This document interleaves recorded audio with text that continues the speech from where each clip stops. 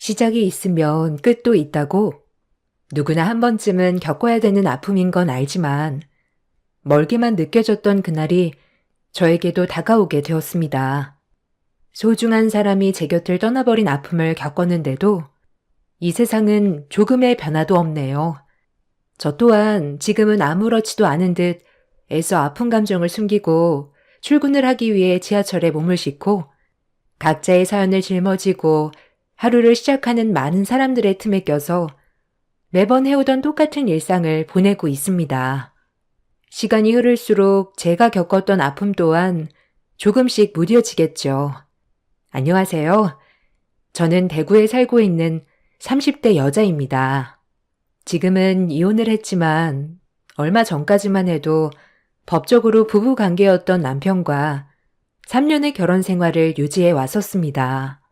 한없이 착해 빠진 모습에 반해 결혼을 선택했었고 함께 살아오면서도 제가 남편을 선택한 거에 대해 조금도 후회한 적이 없었죠. 그런데 평탄할 것만 같았던 제 삶에 갑작스러운 변화가 찾아오게 된 건 엄마의 건강이 악화되면서부터였어요. 언제부터인가 음식을 먹을 때마다 소화도 잘 안 되시고 입맛도 없으신지 끼니를 거르시게 되는 일이 많아지셔서 신경이 쓰이기 시작했는데 엄마가 나이가 들면서 운동 부족으로 인해 찾아온 우울증 비슷한 증상 같다며 그때부터 산에 오르기 시작하셨습니다. 적지 않은 나이셔서 최대한 무리가 되지 않는 선에서 엄마가 건강관리만 잘하신다면 크게 문제가 되지 않을 것 같아 저도 적극적으로 추천을 했었어요. 그런데 운동을 시작하셨던 엄마를 볼 때마다 체중이 눈에 띄게 빠지는 것 같아 뭔가 좀 이상함을 느껴서 몸에 문제가 생긴 것 같은 불안함이 엄습해 왔었습니다. 산을 자주 다니시기는 했지만 운동량에 비해 급격하게 빠지는 체중은 저에게 불안함을 느끼게 만들었어요. 엄마는 운동을 하면서부터 조금씩 괜찮아지고 있는 것 같다고 했지만 제가 봤을 때 더 악화가 되어가고 있는 것 같아 병원에 가지 않겠다는 엄마를 모시고 강제로 정밀 건강검진을 시작했어요.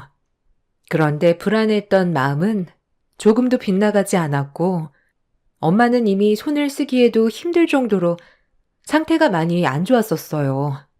의사의 입에서 나온 말은 위암 4기 판정이었습니다. 엄마와 저는 예상치 못했던 진단 결과에 서로 바라만 볼 뿐 무슨 말을 해야 될지 모르겠더라고요.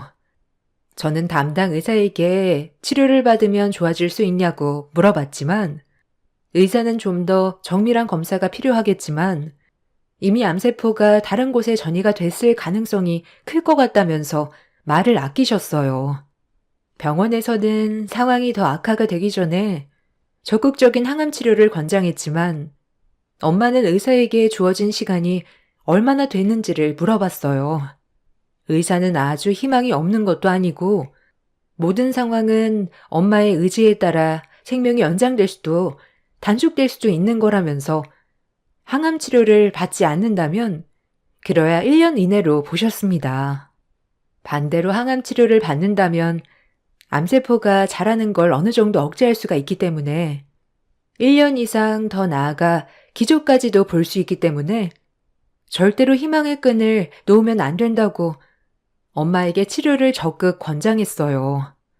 저 또한 상황이 더 악화되기 전에 서둘러 입원 수속을 받기 위해 도와드리려고 했는데 엄마에게 충격적인 말을 듣게 되었습니다. 엄마, 지금 제정신이야? 치료를 받지 않겠다는 게 말이 돼? 엄마는 나만 놔두고 떠날 자신 있어? 기적이 있을 수도 있다잖아. 서둘러 입원 절차 밟으면 살 수도 있다는 말인데 무슨 생각으로 그런 결정을 내린 거야? 나는 아직 엄마를 떠나보낼 마음의 준비가 전혀 되어 있지 않으니까 치료받지 않겠다는 말은 하지 마. 기적이라는 말이 무슨 뜻인지 모르니? 내가 살 수 있는 확률이 희박하다는 얘기잖아. 엄마는 그런 기적 따위 내 남은 시간을 병원에서만 지내고 싶지 않다. 그 기적을 바라보고 남은 시간을 병원에서 보내다 기력까지 전부 떨어져서 아무것도 하지 못한 채 눈을 감게 되면 엄마가 편히 떠날 수 있을 것 같니? 앞으로 엄마에게 남은 시간 가치 있게 쓰고 싶어. 그러니 너도 엄마의 결정에 존중해 줬으면 좋겠다. 서로가 바빠 함께한 시간도 적은데 우리 여행이나 가자. 제가 병원에서 엄마를 붙들고 애원을 했지만 결국 항암 치료받는 걸 단호하게 거절을 하셨고 앞으로 필요하게 될 약만 처방을 받으셨습니다. 그리고 엄마에게 주어진 시간을 가치 있게 사용하기 위해 바쁘게 움직이셨습니다. 그런 모습을 지켜볼 수밖에 없다는 게 너무 마음이 아팠지만 엄마의 생각을 존중해 줄 수밖에 없었어요. 그리고 이런 안 좋은 상황을 남편과 시댁 식구들이 듣게 됐는데 계속해서 제 심기를 자극시키는 말들로 저를 불편하게 만들었어요. 이번에 사돈이랑 일주일 정도 여행 가기로 했다면서 정말 항암 치료를 받지 않겠다니? 아예 마음을 정리했나 보구나. 사람은 누구나 때가 되면 떠난다곤 하지만 막상 사돈에게 주어진 시간이 얼마 남지 않았다고 하니 내 마음도 참 씁쓸하구만. 나도 나중에 사돈의 길을 따라갈 걸 생각하니 나도 주어진 시간을 가치 있게 보내야 될 것 같더라. 그런데 현실은 하고 싶은 대로 하면서 살 수 없다는 게 문제지. 생각만 가지고 있지. 실행을 옮기기에는 결정적으로 돈의 속박에서 벗어날 수가 없잖니. 사돈께서는 사돈 어른이 남기고 가신 재산이 있으니 그런 걱정은 안 해도 되니 얼마나 마음이 편하겠어? 눈 감을 때까지 모아놓은 재산 다 쓰고 떠나지도 못할 정도로 많이 있잖아. 건물 임대료만 받아 먹어도 그게 얼마니? 그 건물의 가치가 90억 정도 된다더만. 그거 처분해서 남은 시간 하고 싶은 거 하면서 살면 눈 감아도 후회는 없을 것 같네.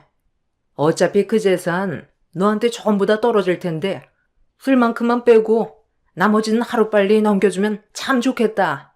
우리도 사돈 덕 좀 보면서 살아도 되잖니? 가족 좋다는 게 뭐니? 아마 사돈이 떠나기 전에 우리한테 뭐 좀 남겨주고 가겠지? 아, 엄마. 이 사람이 지금 정신적으로 얼마나 힘든 시간을 보내고 있는지 알면서 왜 그런 말을 하세요? 뭐가 중요한지 모르세요? 아, 제발 생각 좀 하고 말을 해요. 오빠는 왜 엄마한테 큰 소리야? 엄마는 현실적인 대화를 하고 있는 중이잖아. 어찌됐든 새언니한테 그 많은 재산이 남겨지는 건 맞으니까 물어보는 건데 왜 오빠가 예민하게 반응해? 언니, 저희 엄마 말에 기분 나쁜 건 아니죠? 돈 얘기를 안 할 수는 없는 거잖아요. 그 많은 재산 어떻게 할 거예요? 아가씨, 그게 지금 무슨 말이에요?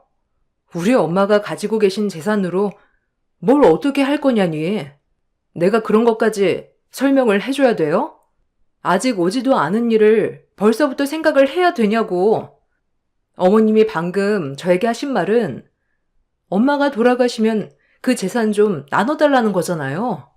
남은 인생 돈에 쪼들리지 않고 펑펑 쓰면서 살고 싶다는 말을 하고 싶은 거 아니었어요? 제가 그런 것까지 설명을 해야 돼요? 이런 기분으로 더 이상 얼굴 마주하고 싶지 않으니까 먼저 일어나 볼게요. 엄마에게 주어진 시간이 얼마 남지 않았다는 걸 모두들 알게 되면서부터 얼굴만 보면 돈 얘기밖에 하지 않았어요.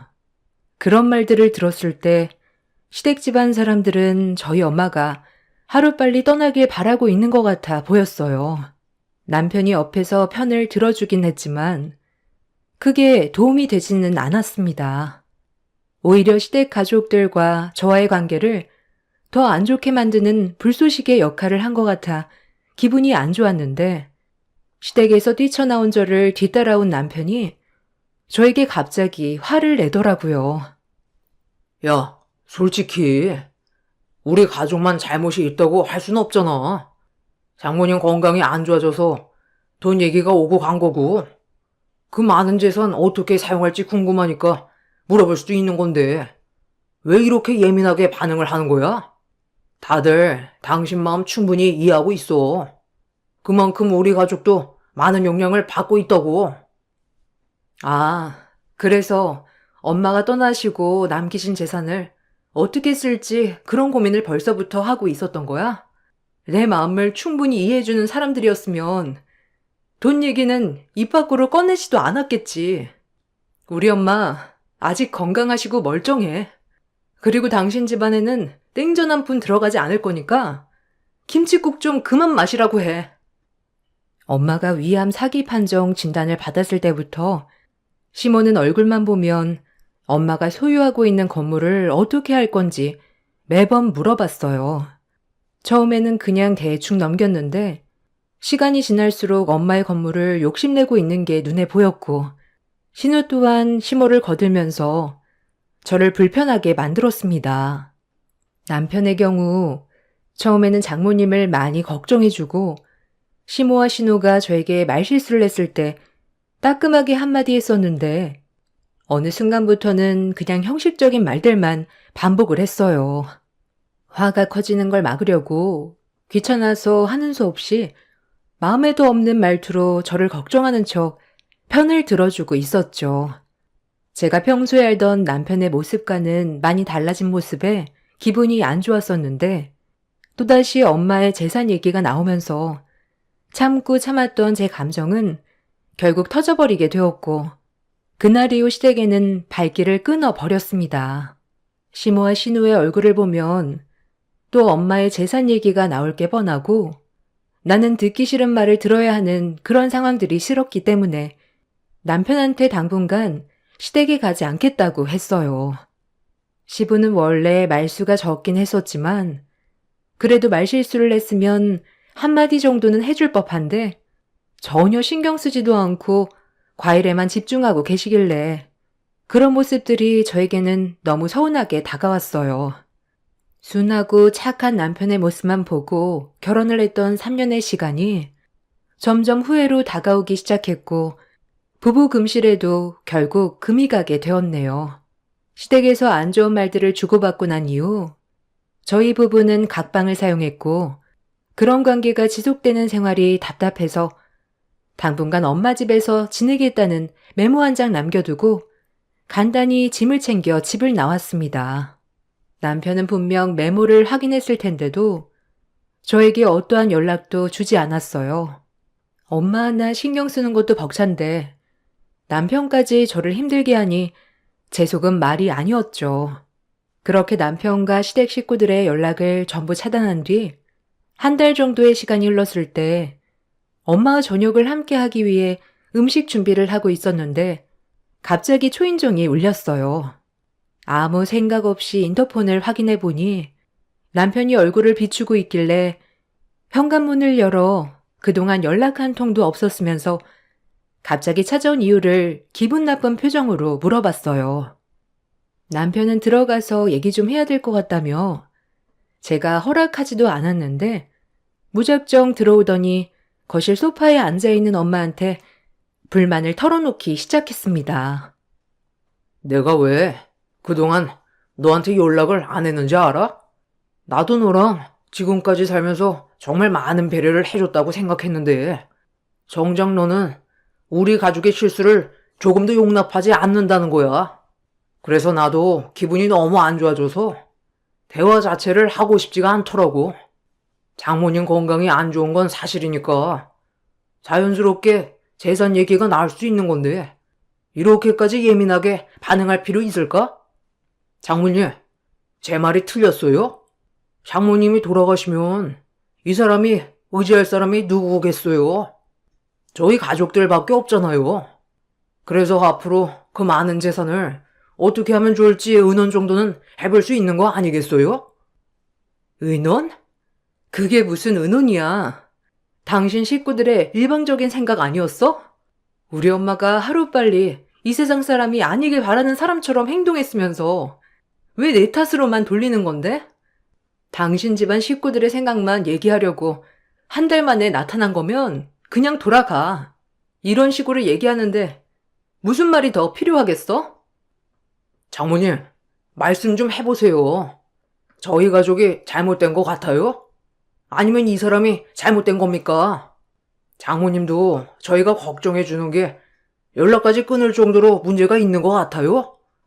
그럼 당신은 앞으로 어떻게 할 생각인데? 아예 집에는 들어오지 않을 생각이야? 계속 이런 식으로 살 순 없잖아. 그럼 처음부터 잘하던가. 내 기분은 애초부터 안중에도 없었으면서 이제 와서 이러는 이유가 뭐야? 우리 엄마 건강이 어떤지 확인해 보려고 왔니? 남편은 저에게 언제까지 엄마 집에만 있을 거냐고 화를 냈어요. 그 말을 듣고 있던 저 또한 목소리가 계속 높아졌고 점점 상황이 악화되기 시작하자 엄마가 많이 힘들어 하셨어요. 남편과의 대화가 의미가 없을 것 같아 그만 돌아가 달라고 했지만 제 말은 아예 들으려 하지 않았습니다. 평소에 알던 남편과는 많이 달라진 모습이 너무 실망스러웠고 그동안 함께했던 시간들 또한 후회스러웠어요. 그리고 저희 엄마 앞에서 절대로 해선 안 될 말을 거침없이 뱉었습니다. 장모님은 이 상황에 대해서 어떻게 생각하세요? 치료를 받지 않겠다고 했으면 서둘러 정리를 해주시는 게 맞는 거 아니에요? 제가 이 사람과 이혼을 했으면 좋겠어요? 자네는 한 달 만에 찾아와서 병자인 나에게 말을 그렇게밖에 못하는 게야? 그리고 내 재산을 왜 자네 집안에서 탐을 내는 건데? 내 딸이 얼마나 실망스러웠으면 내 집에서 한 달이 넘는 시간 동안 있었겠나?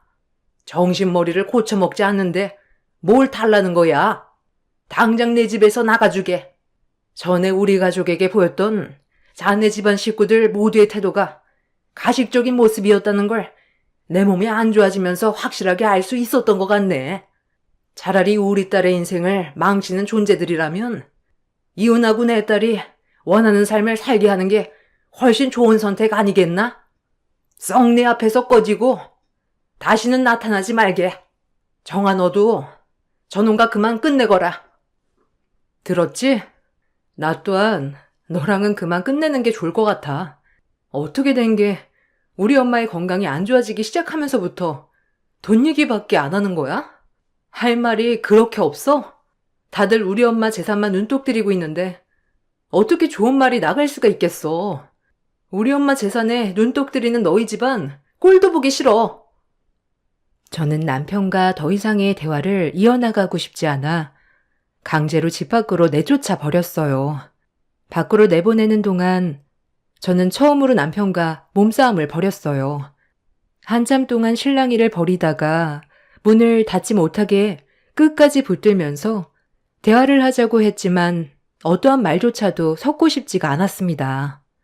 어차피 처음과 끝은 돈 얘기로 끝날 텐데 굳이 쓸데없이 감정 소모하면서 저에게 더 큰 상처가 남겨지는 걸 원하지 않았어요. 그래서 더 단호하게 남편을 거절한 것도 있었는데 엄마도 제가 남편과 결혼 생활하는 걸 원하지 않으셨는지 그 자리에서 경찰서에 신고를 넣었습니다. 결국 끝까지 버티면서 저와 엄마에게 막말을 쏟아냈던 남편은 경찰이 오면서 더 이상의 막 나가던 행동을 제지시킬 수 있었습니다. 돈 앞에는 장사 없다더니 저에게 언제나 자상하고 배려 많았던 남편도 결국 엄마의 재산 앞에선 저에게 실망스러운 모습을 보여주게 되었죠. 힘든 시간이 지나간 이후 저희 부부는 확실하게 금이 가게 되었고 더 이상의 관계 회복은 불가능했어요. 그리고 남편과 심각한 문제가 생기고 나서 시모에게도 몇 번이나 연락이 왔지만 어차피 전화를 받아도 상처되는 말밖에 없을 것 같아 어떠한 연락도 일절 받지 않았습니다. 엄마는 이런 관계를 더 이상 끌지 말고 정리를 할 거면 최대한 빠른 시일 내에 정리하라며 걱정을 해주셨어요. 아무래도 엄마가 눈을 감기 전에 남편과의 상황이 해결되는 걸 보고 싶어 하셨어요. 엄마가 바라는 것처럼 저 또한 남편과 더 이상 잘해보고 싶은 마음은 전혀 없었기 때문에 어느 정도의 시간이 흐른 뒤 남편을 따로 연락해 만났어요. 굳어진 얼굴로 저를 바라보면서 무슨 일 때문에 불렀냐고 물어보는 말에 저는 이혼 서류를 내밀었고 서류를 확인하던 남편은 미간을 찌푸리더니 제가 원하는 대로 순순히 이혼을 해줄 마음이 없다고 제 앞에서 서류를 찢어버렸습니다.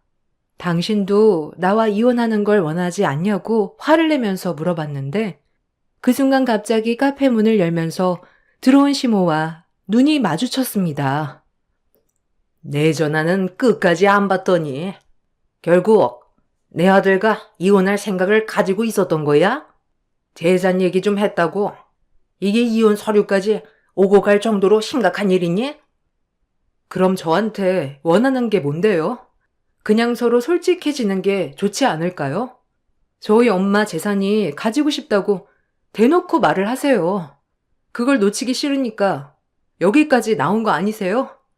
저는 이 사람과 조용히 이혼하고 싶었던 것 뿐이지 시끄러운 상황을 만들고 싶지 않았는데 여기까지 나오신 걸 보면 제 입에서 이혼 얘기가 나올 줄 알고 이 사람을 뒤따라 나왔다는 건데 제가 무슨 말을 더 해야 되는 건가요? 어차피 달라지는 건 전혀 없고 이 서류를 가지고 나왔을 때부터 확고하게 결정을 내린 상태라 여기까지만 하고 싶어요. 이번에 겪게 되면서 느낀 건 저희 가족의 재산만 보고 결혼한 건 아닌지 그런 생각이 너무 크게 들더라고요. 그리고 결정타를 날렸던 게 얼마 전에 저희 엄마 집에 무작정 들이닥쳐서 한바탕 난리를 쳤을 때 더욱더 확실하게 알 수 있었어요. 그래서 오늘 확실하게 정리하려고 부른 거예요. 어느 정도 예상은 하고 있었는데 제가 생각하는 대로 다 맞아떨어지니까 더 소름이 돋는데요. 이 사람이 이혼 서류를 찢을 줄 알고 미리 여분을 더 챙겨왔거든요. 오늘 이 서류를 다 찢어버려도 소송까지도 생각하고 있으니까 서로 힘든 시간들을 보내는 것보다 그냥 좋게 정리하자. 네가 원하는 대로 될 것 같냐? 이깟 서류 백날 내밀어봤자 어차피 달라지는 건 아무것도 없어. 나는 그냥 지켜보고만 있을 줄 알아? 소송이 몇 년이 걸리던 한번 해보자고. 네가 원하는 대로 쉽게 흘러가진 않을 거야. 그럼 서로 할 말은 끝난 것 같으니까 나 먼저 일어나 봐도 되지? 하나만 알고 둘은 모르는 미련한 것. 네가 내 아들을 힘들게 한 만큼 그 아픔을 100배, 1000배 되돌려 줄 테니까 조만간 다시 한번 보자고. 그때 피눈물 흘리게 만들어주마. 남편과 시모는 저를 잡아먹을 듯이 노려보더니 눈앞에 보이는 수십 장의 이혼 서류를 전부 다 찢어버린 뒤 먼저 카페를 나섰습니다. 단호하게 마음먹은 만큼 저 또한 그들을 끊어내기 위해 그날 이후 변호사를 만나 소송 준비를 하기 시작했어요. 쉽지 않은 길을 선택한 저희 부부는 과거에 좋았던 기억들까지 전부 짓밟아 버릴 준비를 하고 있었죠. 변호사는 소송도 오래가지 않을 거라며 시댁 집안 사람들이 제가 엄마의 많은 재산을 받는 거에 대해 배 아파서 고집 부리는 것밖엔 안 된다면서 현재 부부가 가지고 있는 재산에 대한 소송 문제일 뿐 저희 엄마가 가지고 계신 재산에 대해서는 어떠한 권리도 내세울 수 없다며 밑빠진 독에 물붓기라고 그들은 의미 없는 싸움이 될 거라며 크게 신경 쓰지 않아도 된다고 설명을 해줬네요. 그렇게 남편과 이혼 소송 준비를 하면서 하루빨리 지긋지긋한 관계를 끝내버리고 싶은 마음밖엔 없었어요. 그리고 모든 일이 하루빨리 정리가 되고 암 말기로 힘든 시간을 보내고 있는 엄마 곁에서 남은 시간을 함께 보내드리고 싶었습니다. 제가 바쁜 시간을 보내고 있는 동안 엄마는 하루가 다르게 건강이 안 좋아지셨고 의사가 말했던 시간보다 상태가 빠르게 악화가 되고 있었어요.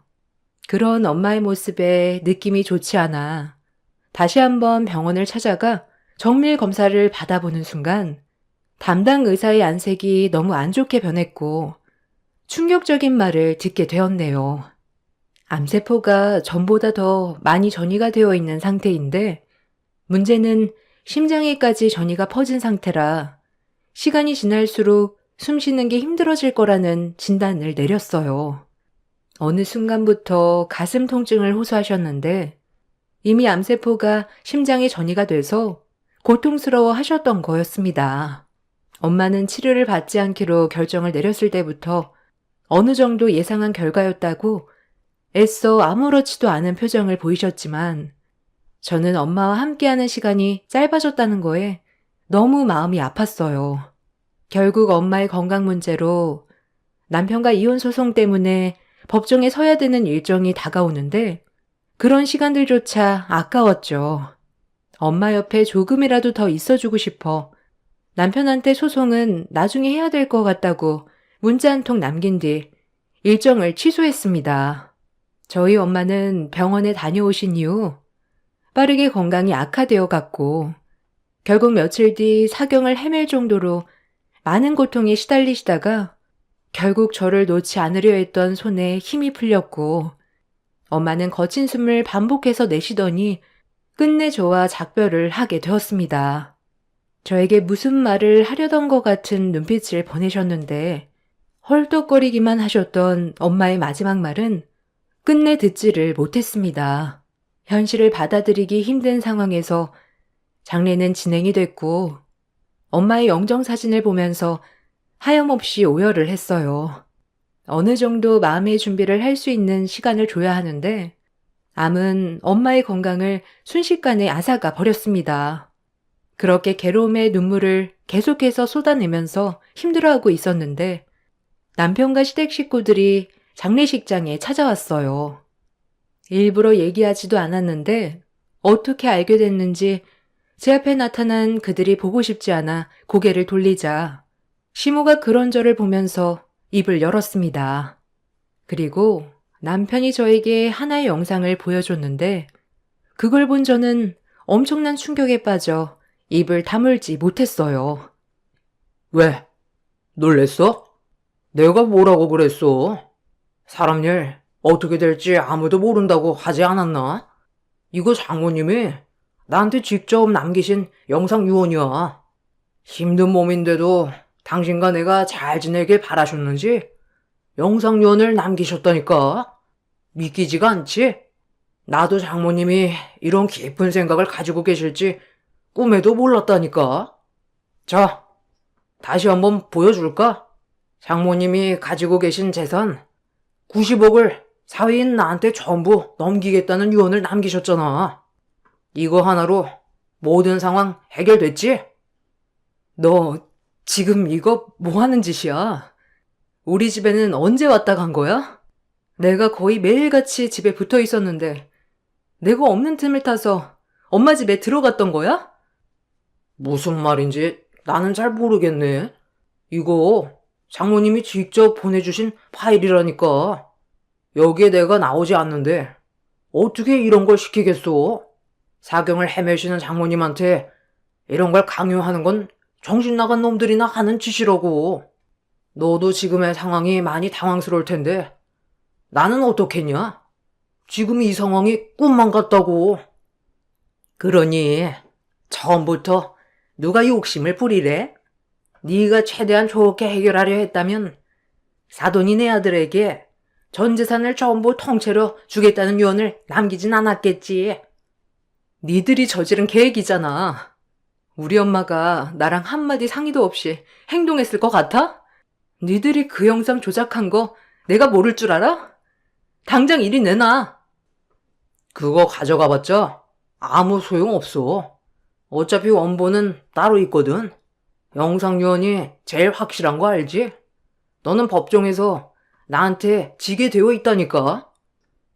남편과 시댁 식구들은 전혀 예상하지 못했던 영상을 보여주었고 그걸 본 저는 입을 다물질 못했어요. 누가 봐도 엄마인데 말도 안 되는 유언을 영상으로 남겨두었다는 게 말이 되지 않았어요. 저는 남편한테 강압적인 영상의 유언은 법적으로 채택이 안 되는 거 모르냐고 화를 냈고 남편과 시댁 식구들은 강압적이 아닌 자의적인 영상이라고 엄마의 장례식장에서 저에게 큰 소리를 쳤어요. 사경을 헤매고 있는 엄마였는데 영상을 힘들게 읽는다는 건 말이 되지가 않았습니다. 그래서 그들에게 엄마의 장례가 끝이 나고 법적 소송이 다시 제기될 때 그 영상에 대해서 조금이라도 개입이 되었거나 문제가 있었다면 절대로 용서하지 않을 거라고 장례식장이 떠나갈 정도로 화를 냈습니다. 남편은 제 말에 눈 하나 깜빡거리지 않고 웃으면서 저를 바라보더니 90억 재산은 자기 것이 될 거라고 되려 큰 소리를 쳤습니다. 전혀 예상치 못했던 일들을 겪게 된 저는 절망스러웠고 어떻게 돌아가고 있는 건지 너무 혼란스러웠어요.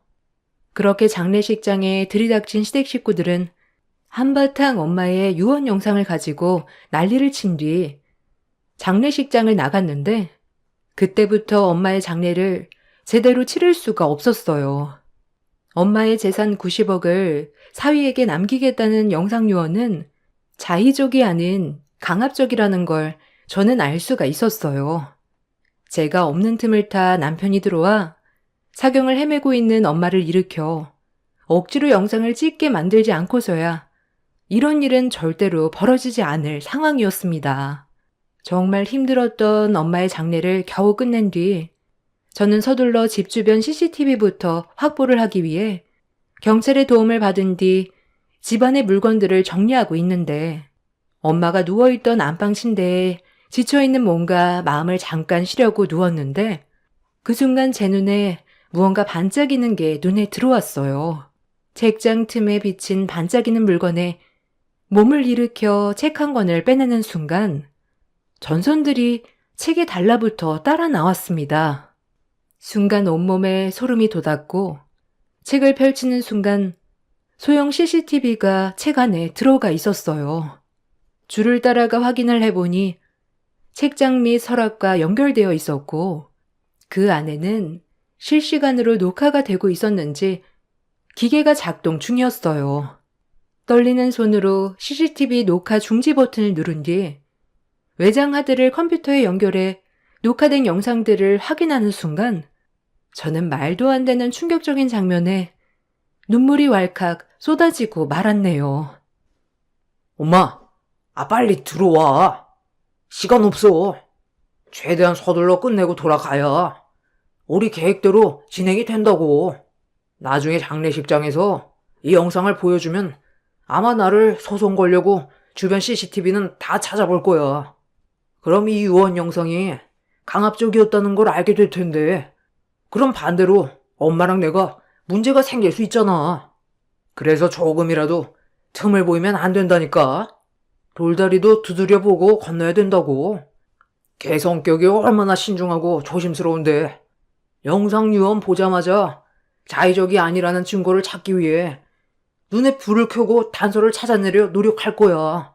그래서 내가 중국집 배달부처럼 옷을 입고 헬멧을 쓰고 들어온 거라고. 엄마는 내가 하자는 대로만 하면 되니까 제발 쓸데없는 걱정은 하지 말고 제가 시키는 대로만 하세요. 엄마, 일단 장모님 좀 일으켜 세워봐요. 빨리요. 사돈, 정신 좀 차려봐요. 지금 상당히 몸이 힘든 거 저희도 알고는 있는데요. 우리도 먹고 살아야 되지 않겠어요? 그러니 힘들어도 좀 일어나 봅시다. 장모님, 정신 차리세요. 정아가 금방 돌아올 텐데 그 전에 빨리 찍어야죠. 장모님, 제 말 안 들려요? 마지막 힘을 쥐어짜라니까요. 자, 저 좀 보세요. 정아가 지금 임신했어요. 아빠 없는 아이로 만들 거예요? 저희가 이혼했으면 좋겠냐고요. 저 나쁜 놈 만들지 마세요. 장모님이 제가 원하는 대로 해주지 않는다면 정아 뱃속에 있는 아이는 지우라고 할 거예요. 지금부터 장모님이 어떻게 행동하시냐에 따라 정아와 제가 행복해질 수도 있는 거고 불행해질 수도 있는 거예요. 자, 따라해 보세요. 내 재산 90억 사위에게 남깁니다. 그리고 이 영상은 강압적이 아닌 자의적인 영상입니다. 이거 한마디만 하시면 됩니다. 그럼 저 앞으로 정아한테 좋은 남편이 되어줄게요. 하지만 따라주지 않는다면 정아는 불행한 삶을 살게 될 거예요. 시간 없어요. 엄마는 그냥 촬영만 하고 있어요. 내가 편집하면 되니까 처음부터 끝까지 촬영만 하고 있으면 돼요. 장모님, 정신 차리라니까요. 아, 진짜 이 노인네가? 갈 때 가더라도 나한테 90억은 주고 가야 될 거 아니야? 너희들이 이러고도 무사할 줄 알아? 내가 유언을 남긴다고 니들이 가져갈 수 있는 게 있을 줄 아냐고? 그리고 내 딸이 임신했다고? 어디서 거짓말이야? 임신을 했는지 안 했는지는 이따가 물어보면 되잖아요. 내가 말하는 건 장모님이 떠나고 난 뒷일에 대해 얘기하는 거예요. 90억이 내 손에 들어오지 않는 이상 나는 절대로 이혼 안 해줄 거거든. 이게 무슨 말인지 알고 있죠? 장모님이 지금 당장 자의적인 영상 유언을 남겨줘야 정화 목숨을 보장해 드릴 수가 있어요. 정화도 장모님들을 따라가게 만들어 줄까요? 90억이 손에 들어오게 생겼는데 우리 가족이 지금 눈에 뵈는 게 있을 것 같아? 큰 돈을 줄 수 있다는데 뭔 짓을 못해? 아유, 답답한 노인네야. 그냥 한마디만 하면 끝나는 건데 죽기 전까지 고집 부릴 거야? 당신 딸까지 잘못되게 하고 싶지 않으면 눈 딱 감고 한마디만 하면 된다니까. 나머지는 우리가 알아서 할 테니 걱정하지 말고 90억이 당신 딸 목숨값이라고 생각해. 그럼 마음 편하잖아. 눈이라도 편히 감아야 되지 않겠어? 엄마가 설치해둔 CCTV에 담긴 녹화된 영상은 저에게 엄청난 충격을 안겨주었어요. 엄마가 눈을 감은 이후에 저에게까지 문제가 생기게 될까봐 결국 남편이 시키는 대로 영상 요원을 찍게 되었네요. 하필 그때 제가 잠깐 자리를 비웠던 건 어떤 남자가 차량을 빼다가 제 차를 긁어버렸다는 전화를 받아 잠시 자리를 비웠던 건데 그것 또한 남편이 계획한 것 같은 느낌이 강하게 들었습니다. 그리고 임신을 하지도 않았었는데 남편은 저희 엄마에게 극도의 불안감을 안겨주기 위해 온갖 안 좋은 말들로 엄마를 압박했어요. 그리고 제가 들어갔을 때는 엄마가 남편과 시모 때문에 엄청난 충격을 받아 결국 더 이상 버티지 못하고 숨을 거두시게 되는 안타까운 일이 생기게 되었던 거네요. 그리고 또 다른 영상에 저는 오열을 했고 두 모자를 절대로 용서할 수가 없었어요. 제가 남편과 소송 준비로 변호사를 만나고 정신없을 때 엄마가 남편과 시모가 집 주변을 어슬렁거리는 걸 몇 번 봤었는데 제가 너무 많은 일들을 혼자서 감당할 수 없는 힘든 일들이 겹치다 보니 또 다른 걱정거리를 안겨주고 싶지 않아 지켜보기만 하다가 혹시 모를 상황을 대비해 엄마의 방에 CCTV를 설치해 둔 거라며 두 모자의 수상한 움직임에 무언가 계획이 있는 것 같아 나중에 저에게 도움이 되길 바라는 마음에 안방에다가 CCTV 설치 기사를 불러 도움을 받았던 거였어요. 그리고 엄마의 신중한 행동으로 저는 결정적인 단서를 얻을 수가 있었습니다. 남편과 시모는 정신 차리기도 힘든 엄마를 상대로 무력을 행사했고 엄마는 눈을 감는 순간까지 괴로운 상황들을 이겨내가며 떠나셨던 거였어요. 그때 저에게 무슨 말을 하려다가 못했던 걸 엄마가 떠난 이후에 알 수 있게 된 거였죠. 한참 동안 오열을 했고 저는 곧장 CCTV를 확보하기 위해 노력 중이던 담당 경찰에게 엄마가 녹화해두었던 CCTV를 보여주었고 결국 자신들의 범행으로 인해 경찰들에게 연행이 되었습니다. 제 담당 변호사는 힘겹게 목숨이 붙어있는 환자에게 강압적인 유언의 압박을 강행했고 거기에 더해 물리적인 행동을 저지른 남편과 시모가 병으로 자연사한 게 아닌 외부의 충격으로 인해 단명한 거기 때문에 미필적 고의로 인한 살인으로 법적 적용이 된다면서 무거운 형벌을 받을 수 있다고 했어요. 그렇게 법정에 서서 재판을 받게 된 남편과 시모는 엄마의 재산을 탈취하기 위해 치밀한 계획은 물론 환자가 사경을 헤매고 있는데도 자신들의 이득만을 생각해 생명이 위험한 환자에게 어떠한 죄책감도 없이 강압과 물리적인 행동으로 결국 수명을 단축시켜 세상을 떠나게 한 잘못으로 제가 받은 정신적 고통과 자신들의 범행에 대해 잘못을 뉘우치지 않는 모습들이 괘씸해 남편은 징역 15년, 시모는 징역 13년형을 받았습니다. 남편은 곧 숨이 멎게 될 사람이었는데 말도 안 되는 형벌이라고 되려 큰 소리를 질렀고 자신의 잘못에 대해 조금도 반성하지 않던 남편은 재판장에서 정신 나간 사람처럼 난리를 쳤어요. 그리고 그런 모습을 본 판사는 징역 15년에서 징역 18년형으로 형을 늘렸습니다. 돌이킬 수 없는 결과에 남편은 피를 토할 정도로 오열을 했고 그제야 저에게 용서를 구했지만 저는 엄마와 작별 인사도 제대로 나누지 않고 떠나보내야 했기 때문에 조금의 선처도 해주지 않았어요. 그렇게 두 모자는 자신들이 저지른 죄값을 치르기 위해 지금 현재 교도소에서 복역 중에 있습니다. 법으로 처벌을 받아 두 모자는 징역을 살고 있지만 저는 아직까지 그들로 인해 받았던 상처가 회복이 되지 않았습니다. 시간이 지나면 무뎌진다고 하지만 그 시기가 올 때까지 저 혼자 감당해야 될 아픔이 너무 커서 힘들게 이겨내고 있는 상황입니다. 돈이 뭐길래 저에게 이런 아픔을 주는 건지 모르겠어요. 엄마가 가지고 계셨던 90억의 건물은 처분하고 재산의 일부를 엄마와 똑같이 암투병의 어려움을 겪고 계신 분들을 위해 도움을 드리고 싶어 기부를 했어요. 저보다 더 힘든 삶을 살아가고 있는 분들이 저로 인해 삶에 조금이라도 여유가 생겼으면 좋겠어요. 그리고 저는 다시 일상으로 돌아와 회사 생활을 하고 있는 중입니다. 과거의 아픔을 잊기 위해 최대한 아무렇지 않게 평소처럼 살아가고 있긴 하지만 오늘따라 저희 엄마가 너무 보고 싶어요. 아직까지 엄마가 떠났다는 게 믿어지지가 않아 눈물이 앞을 가립니다. 열심히 살다 보면 저를 진정으로 사랑해주는 그런 사람을 언젠가 다시 만날 날이 있겠죠.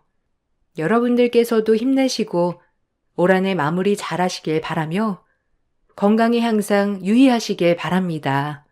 감사합니다. 안녕하세요. 저는 39살 인천에 사는 여성입니다. 제 가족은 남편 그리고 아들이 하나 있죠. 여러분은 인연이라는 말을 믿으시나요? 저에게 아주 특별한 인연이 있는데 이 사연을 들려드려요. 저희 집은 어려서 아버지의 사업으로 부유한 환경이었습니다. 중학교 때까지 기사 딸린 차를 타고 등교를 할 정도였으니까요. 학교의 모든 친구들은 부러워했고 저조차도 환경적으로 아쉬울 게 없다 보니 마음의 여유가 늘 있었죠. 이렇게 오래 갈 것 같던 행복도 잠시 아버지 사업이 부도가 나 집안의 가세는 급격히 기울기 시작하였어요. 사춘기 시절이라 앞날이 깜깜했고 믿을 수가 없었죠. 급격히 집이 망했거든요. 집에는 빨간 딱지에 아버지는 일단 빚 때문에 도망을 다니는 신세고 외동딸인 저를 키우기 위해 주부로 평생을 사신 엄마가 사회생활을 시작하셔야 했죠. 항상 깔끔하고 요리 실력이 뛰어났던 엄마이기에 남의 집 파출부를 하며 둘이 근근히 먹고 살 수 있었어요. 엄마는 아버지 몫까지 열심히 사셨어요.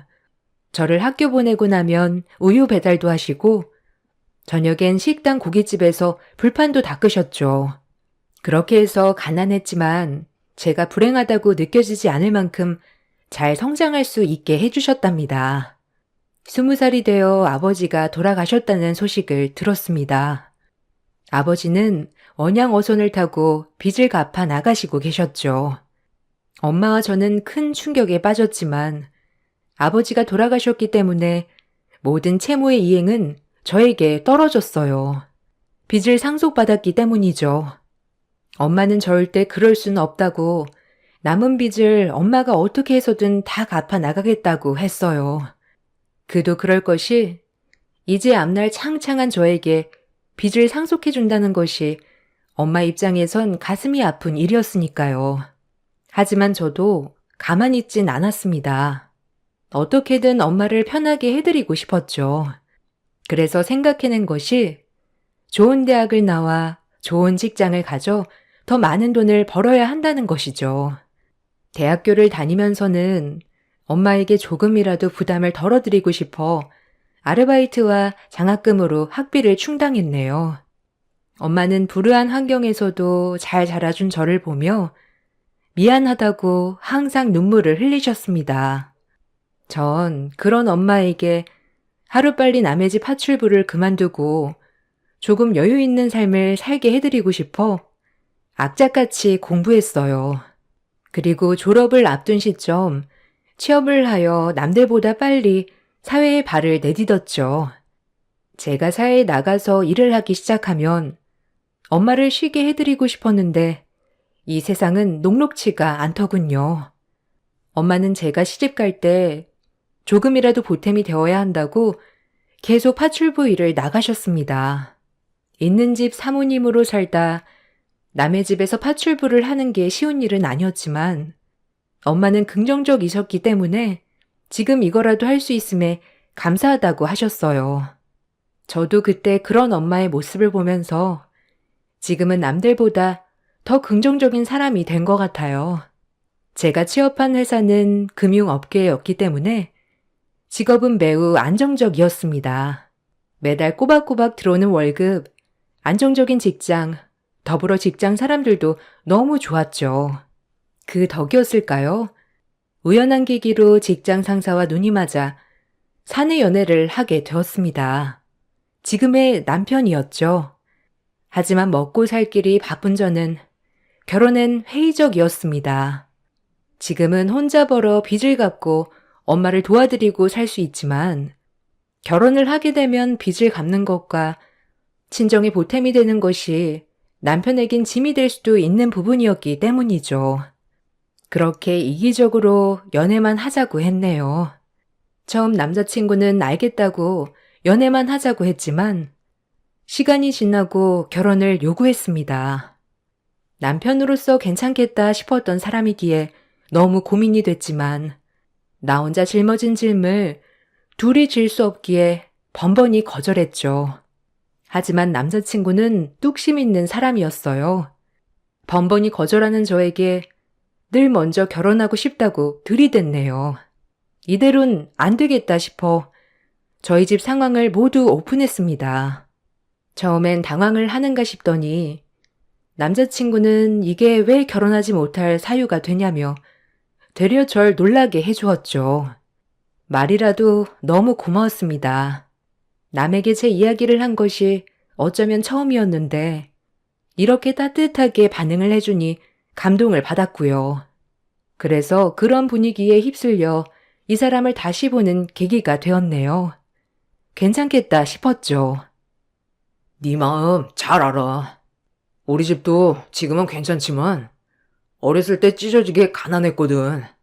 네가 하루라도 빨리 어머님을 쉬게 해드리고 싶으면 나랑 빨리 결혼해서 같이 보탬이 되자. 하나보단 둘이 낫지 않아? 결혼 못할 이유가 전혀 없는 것 같은데. 처음에만 이렇게 얘기하고 나중에 결혼해선 딴소리 하는 거 아니야? 자긴 안 도와줘도 돼. 대신 내가 우리 집 도와주는 것만 말리지 않았으면 좋겠어. 평생 고생하는 엄마 빨리 쉬게 해드리고 싶어. 내가 시집 간다고 해서 우리 엄마가 혼자 빚 갚으며 사는 거 원치 않아. 어디까지나 난 그 빚 내가 갚아 나가야 한다고 생각하니까. 부담스럽다면 지금 얘기해줘. 난 괜찮아. 당연하지.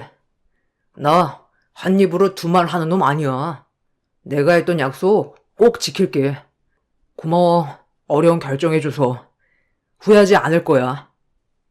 근데 오빠네 부모님이 혹시라도 이 사실을 아신다면 좋아하실까? 결혼은 둘이 하는 게 아니고 가족끼리 하는 거잖아. 며느리가 빚도 있고 친정엄마도 부양해야 한다면 반대하시지 않겠어? 난 괜찮지만 우리 엄마 눈물 나게 하고 싶지 않아. 우리 집에는 천천히 얘기하자. 그리고 우리가 충분히 해결할 수 있으니 괜찮을 거야. 나만 믿고 이제 우리 결혼하는 거다. 그렇게 얼떨결에 남자친구와 결혼을 약속했네요. 집에 와서 엄마에게 결혼을 할 것 같다고 얘기를 하자 엄마는 너무 기뻐하셨습니다. 내심 혹시라도 짊어진 무게 때문에 결혼을 포기하고 사는 건 아닌가 걱정을 하셨거든요. 딸이 사랑하는 사람과 평범하게 새 출발을 한다고 하니 엄마는 무엇보다 기뻐하셨어요. 아, 정말 이것이 효도이구나 라고 느꼈네요. 그렇게 결혼 준비는 신속히 이루어졌습니다. 1, 2년 만난 게 아니라 3년 정도를 만나봤기 때문에 결혼을 결정하고 나서부터는 일사천리로 진행이 되었죠. 다행히 남친 부모님께서는 제가 아빠가 없다는 얘기를 듣고 시아버지께서 대신 결혼식 때 손붙잡고 들어가는 얘기도 하셨다고 했어요. 이 말을 듣고 가슴이 벅차 올랐습니다. 혹시라도 한부모 가정이라고 날 폄하하면 어쩌지라고 생각했거든요. 상견례 당일 긴장한 엄마의 두 손을 꼭 붙잡고 상견례장으로 들어갔습니다. 온화해 보이는 어머님 그리고 아버님이 계셨죠. 남자친구에겐 결혼한 형이 2명 있었는데 저희 집이 가족이 많지 않아서 딱 부모님만 모시고 상견례를 진행하게 되었어요. 아유, 반가워요. 어머, 사무인, 말씀 많이 들었습니다. 우리 민정이 이렇게 예쁘게 키워주시고 시집 보내주셔서 감사합니다. 아유, 아닙니다. 사돈, 제가 더 감사하죠. 부족한 게 많은 아이입니다. 부디 너그럽게 사랑으로 가르쳐 주세요. 그거 하나뿐입니다. 민정이가 저희 집에 막내 며느리로 들어오니 집이 더 화사해졌습니다. 사부인께서 곱게 길러주신 덕분인 것 같네요. 상견례 분위기는 너무 좋았네요. 생각보다 어머님도 그렇고 아버님도 다정다감하셨죠. 아빠도 없고 집도 많이 기울다 보니 제가 혼자 너무 피해의식을 가지고 있었나 싶을 정도로 두 분 다 따뜻하셨습니다. 중간에 아버님은 엄마를 몇 번 빤히 바라보시기도 하셨지만 그냥 쳐다보셨겠거니 했네요. 이 일이 일어나기 전까지는 아주 화목했어요. 상견례장을 벗어나와 엘리베이터를 타고 내려가던 중 엄마가 일해주고 계신 댁의 사모님을 만나게 되었습니다. 이것이 사건의 발단이었습니다. 어머, 진주댁 아니야? 아유, 여기 한전식 집엔 웬일이야? 여기 진주댁을 다 만나네. 아유, 우리가 인연이긴 한가 봐요. 아, 네, 사모님. 저는 밥 먹고 내려가는 길이에요. 혹시 식사하시러 오셨어요? 맛있게 드시고 가세요. 전 내일 뵙겠습니다. 아, 그래요, 그럼. 일행인가 보네. 여기 밥 맛있죠? 나 자주 오거든. 우리는 그럼 내일 보는 걸로 하고 들어가요, 그럼. 이것으로 인해 시어머님의 얼굴은 급격히 변했습니다. 저는 얼굴색이 확 변한 것을 확인할 수 있었죠. 저 역시도 그러면 안 되지만 순간적으로 엄마가 일해주시는 집 사모님이 모른 척 하기만을 바랬네요. 하지만 이미 벌어진 일 어쩌겠습니까? 아버님은 별로 개의치 않아 하셨지만 어머님은 아까 모습은 온데간데 없고 집으로 가실 때 뒤도 안 돌아보고 똘똘름하게 인사를 하고 떠나셨어요. 남자친구는 최대한 저희 엄마 보고 괜찮다는 웃음을 지어 보이며 부모님을 모시고 집으로 갔죠. 엄마는 저와 차를 타고 오는 내내 잡을 안 서기셨습니다. 엄마의 그런 모습을 보자니 너무 마음이 아팠고 아까의 제 모습이 너무 미안했습니다. 아무래도 예비 사돈 어른들께 딸이 책 잡히진 않을까 계속 걱정하시는 눈치였어요. 그런 모습이 더 마음이 아팠습니다. 엄마, 왜 그래? 괜찮아. 어차피 석현 오빠도 엄마 일하는 거 다 알았고 뭐 어때? 난 오히려 더 마음이 편한데? 창피한 것도 아니고 열심히 먹고 살려고 하는 일인데 왜 이렇게 불안해해? 난 엄마 그런 모습 보니까 더 화가 난다. 그러니까 기분 풀어.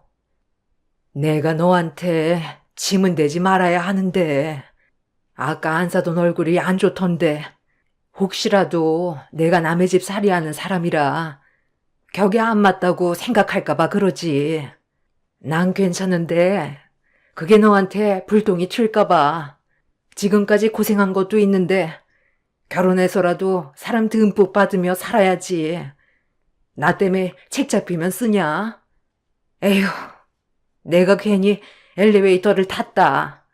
거기만 안 탔어도 분위기 좋게 끝내는 건데. 엄마, 혹시라도 걱정 마. 난 이런 걸로 싫다고 하시면 결혼도 안 하면 그만이야. 그런 집에 시집 가면 내가 행복하겠어? 땡! 그런 소리 말어. 그래도 인상도 좋으시고, 아까까지 분위기도 좋았는데, 아휴, 괜히 마음에 걸린다. 전화라도 해야 하나? 자불안석인 엄마를 진정시키고 남자친구를 만났습니다. 역시나 시어머니는 엄마가 일을 하시는 건 알았지만 파출부이신 줄은 몰랐기 때문에 당황을 많이 하셨다고 했고 아버님께서는 그게 뭐 어떠냐고 했다네요. 마음이 착잡했습니다. 맘 같아선 굳이 이런 결혼 하고 싶지 않았지만 또 이런 것 때문에 파혼했다고 하면 엄마 마음이 더 무거워질 걸 알기에 고민이 되었죠. 남자친구는 어머님이 그냥 좀 몰랐던 사실을 알게 되어서 잠시만 그런 거라고 했지만 앞으로 어떻게 될까라는 걱정이 되었죠. 괜찮아. 엄마가 어머님 일하는 거 몰랐던 것도 아니고. 그래도 혼자서 너 이렇게 키우느라 고생했다고 하셨어. 너무 걱정 안 해도 돼. 그냥 갑자기 그렇게 마주하니까 조금 놀라신 것 뿐이야. 그러니까 우리는 달라지는 거 없어. 너무 마음 쓰지 마. 어머님 표정이 걸려서 그래. 처음엔 다 좋다가 급격히 어두워지셨잖아. 우리 엄마한테 혹시 편견 같은 거 생기셨을까 봐. 내가 그 부분은 엄마랑 잘 얘기할게. 그러니까 너무 걱정 말아요. 우린 결혼 준비만 잘하면 돼. 어머님은 괜찮으셔? 엄마야 뭐 내 걱정만 하지. 혹시라도 엄마 때문에 나한테 피해 갈까 봐 그 걱정만 해. 일하는 게 죄도 아닌데 말이야. 그렇게 무거웠던 마음도 잠시 시댁에선 별다른 얘긴 없었어요. 그래서 그냥 정말 놀라셔서 그랬나 보다라고 넘어가게 됐죠. 아니, 그렇게 넘어가야 했습니다. 괜히 좋은 날을 앞두고 이러쿵저러쿵 들춰내고 싶지 않았기 때문이죠. 그리고 시간이 지나 결혼식 준비를 해나갔습니다. 중간중간 시댁에 들러 밥도 먹고 하였지만 특별히 별 말씀이 없었기에 내가 너무 크게 생각했나 싶을 정도였죠. 혼주 한복을 하러 가던 날 어머님과 엄마가 만나 한복을 고르는데 시어머님은 엄마에게 눈길 한번 주지 않으시더군요. 그 모습을 보고 알았어요. 말이 없으신 게 아니라 말을 섞고 싶지 않아 하신다는 걸. 엄마를 철저히 외면하는 시어머님 옆에 혹여나 나에게 피해가 갈까봐 전전긍긍해 하시는 엄마의 모습을 보니 결혼이고 나발이고 때려치고 싶었네요. 어머님은 이 한복이 더 고급스러운 것 같은데 저희 엄마는 이게 더 어울리네요. 두 분 다 요거 마음에 드시나요? 나야 뭐 아무거나 입어도 잘 어울린다는 소리를 많이 들어서 너희 엄마나 신경 써야 하지 않겠니? 결혼식에 빈티 안 나게. 엄마, 무슨 농담을 그런 식으로 해요? 장모님도 피부가 고우셔서 아무거나 입어도 잘 어울릴 것 같은데. 어머님, 어떠세요? 순간 정적이 흐르는 걸 남자친구가 애써 위기를 모면했습니다. 엄마도 별 대수롭지 않게 여기는 것 같아 저도 참았고요. 혼주 한복을 하고 나서 어머님이 집에서 식사를 하고 갔으면 좋겠다고 하시는데 딱 저랑 남자친구만 보고 말하니 민망했네요. 민정이랑 석현이는 집에서 밥 먹고 가. 아버님이 기다리신다. 어차피 집에 가려면 시간 좀 걸리지 않니? 집에서 먹고 가렴. 오랜만에 애들도 온다고 했으니까 같이 얼굴도 보고 얼마나 좋으니? 결혼 전에 자주 봐서 얼른 친해져야 시댁이 편해지는 거란다. 아, 저도 그러고 싶은데 엄마가 그럼 혼자 버스 타고 가셔야 해서요. 식사는 다음번에 하는 걸로 할게요. 감사합니다. 어머, 아니야. 엄마는 버스 타고 가도 돼. 얼른 가서 먹고 천천히 놀다 와. 날도 밝은데 뭐 어때? 맛있는 거 먹고 와, 우리 딸. 아, 그럼 제가 모셔다 드리고 밥 먹으러 갈까요, 저희는? 어머님, 혼자 가시기 그러니까 제가 금방 모셔다 드릴게요. 아니야, 아니야. 신경 쓰지 말어. 버스 타면 세정거장이라 난 버스가 편해. 얼른 가서 좋은 시간 보내고 맛있는 거 먹어. 마음은 고맙네. 엄마는 제가 말릴 틈도 없이 저희가 모셔다 드리는 걸 한사코 말리며 버스 정류장으로 몸을 틀었습니다. 마음이 많이 아팠네요. 예비 시댁에 가서 밥을 먹었는데 밥이 코로 넘어가는지 입으로 넘어가는지 모르게 밥을 먹었죠. 아버님은 왜 같이 안 오셨냐며 물었지만 어머님이 딱 잘라 시간 없으시대요 라고 하시는 바람에 더 이상의 제가 언급은 못했습니다. 이번 일로 확실시 되었죠. 어머님은 저희 엄마와 격이 다르다고 생각하셔서 아예 말도 안 섞고 싶어 하시다는 걸. 아마 같은 공간에 있는 것도 싫어하시는 것 같았어요. 때로는 말이 독이 될 때도 있지만 어머님은 행동 하나, 표정 하나로 저를 아프게 했네요. 그렇게 저희의 결혼식 날이 다가왔죠. 저희 엄마는 그래도 성의 표시라며 어머님, 아버님 이불 세트, 그릇 세트, 수저 세트 등 없는 살림에 바리바리 저를 통해 선물을 보내셨어요. 그걸 보고 어머님은 기뻐하시기는커녕 대놓고 난색을 표하셨습니다. 그리곤 말씀하셨죠. 어머, 민정아. 아니, 보내주신 건 고맙다만 센스가 참. 아니, 어쩜 우리가 보낸 거 똑같이 그대로 따라 보냈다니. 사돈이 보는 눈은 길러야겠다. 안 그러니? 주고받기도 아니고 성의가 없어요. 성의가 선물에. 에휴, 말을 안 할래야 안 할 수가 없네. 네?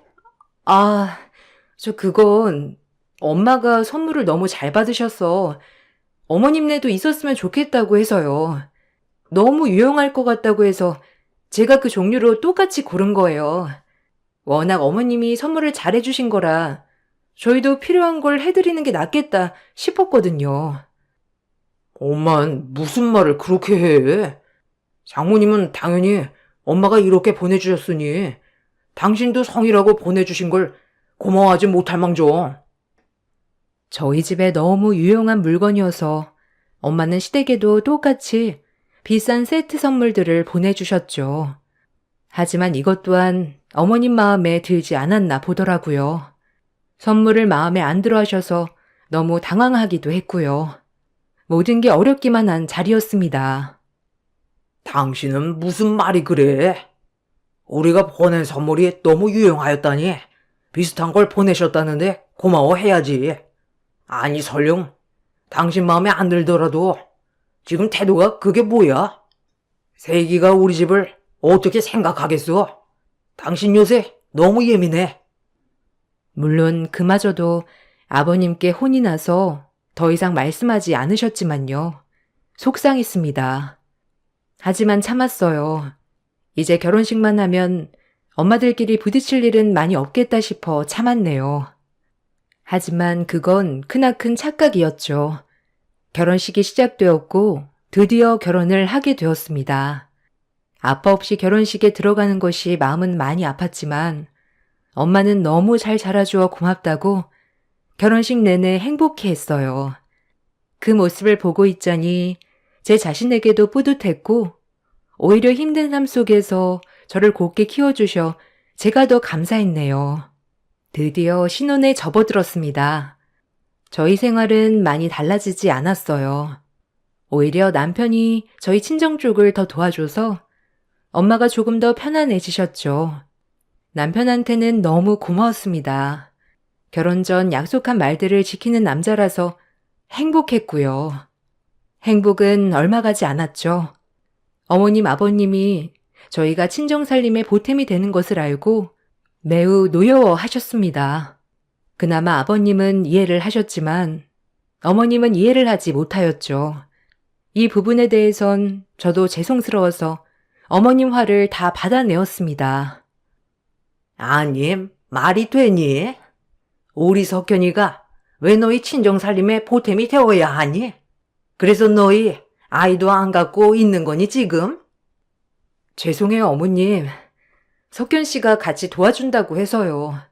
제가 거절했어야 했는데 너무 죄송합니다. 면목 없어요.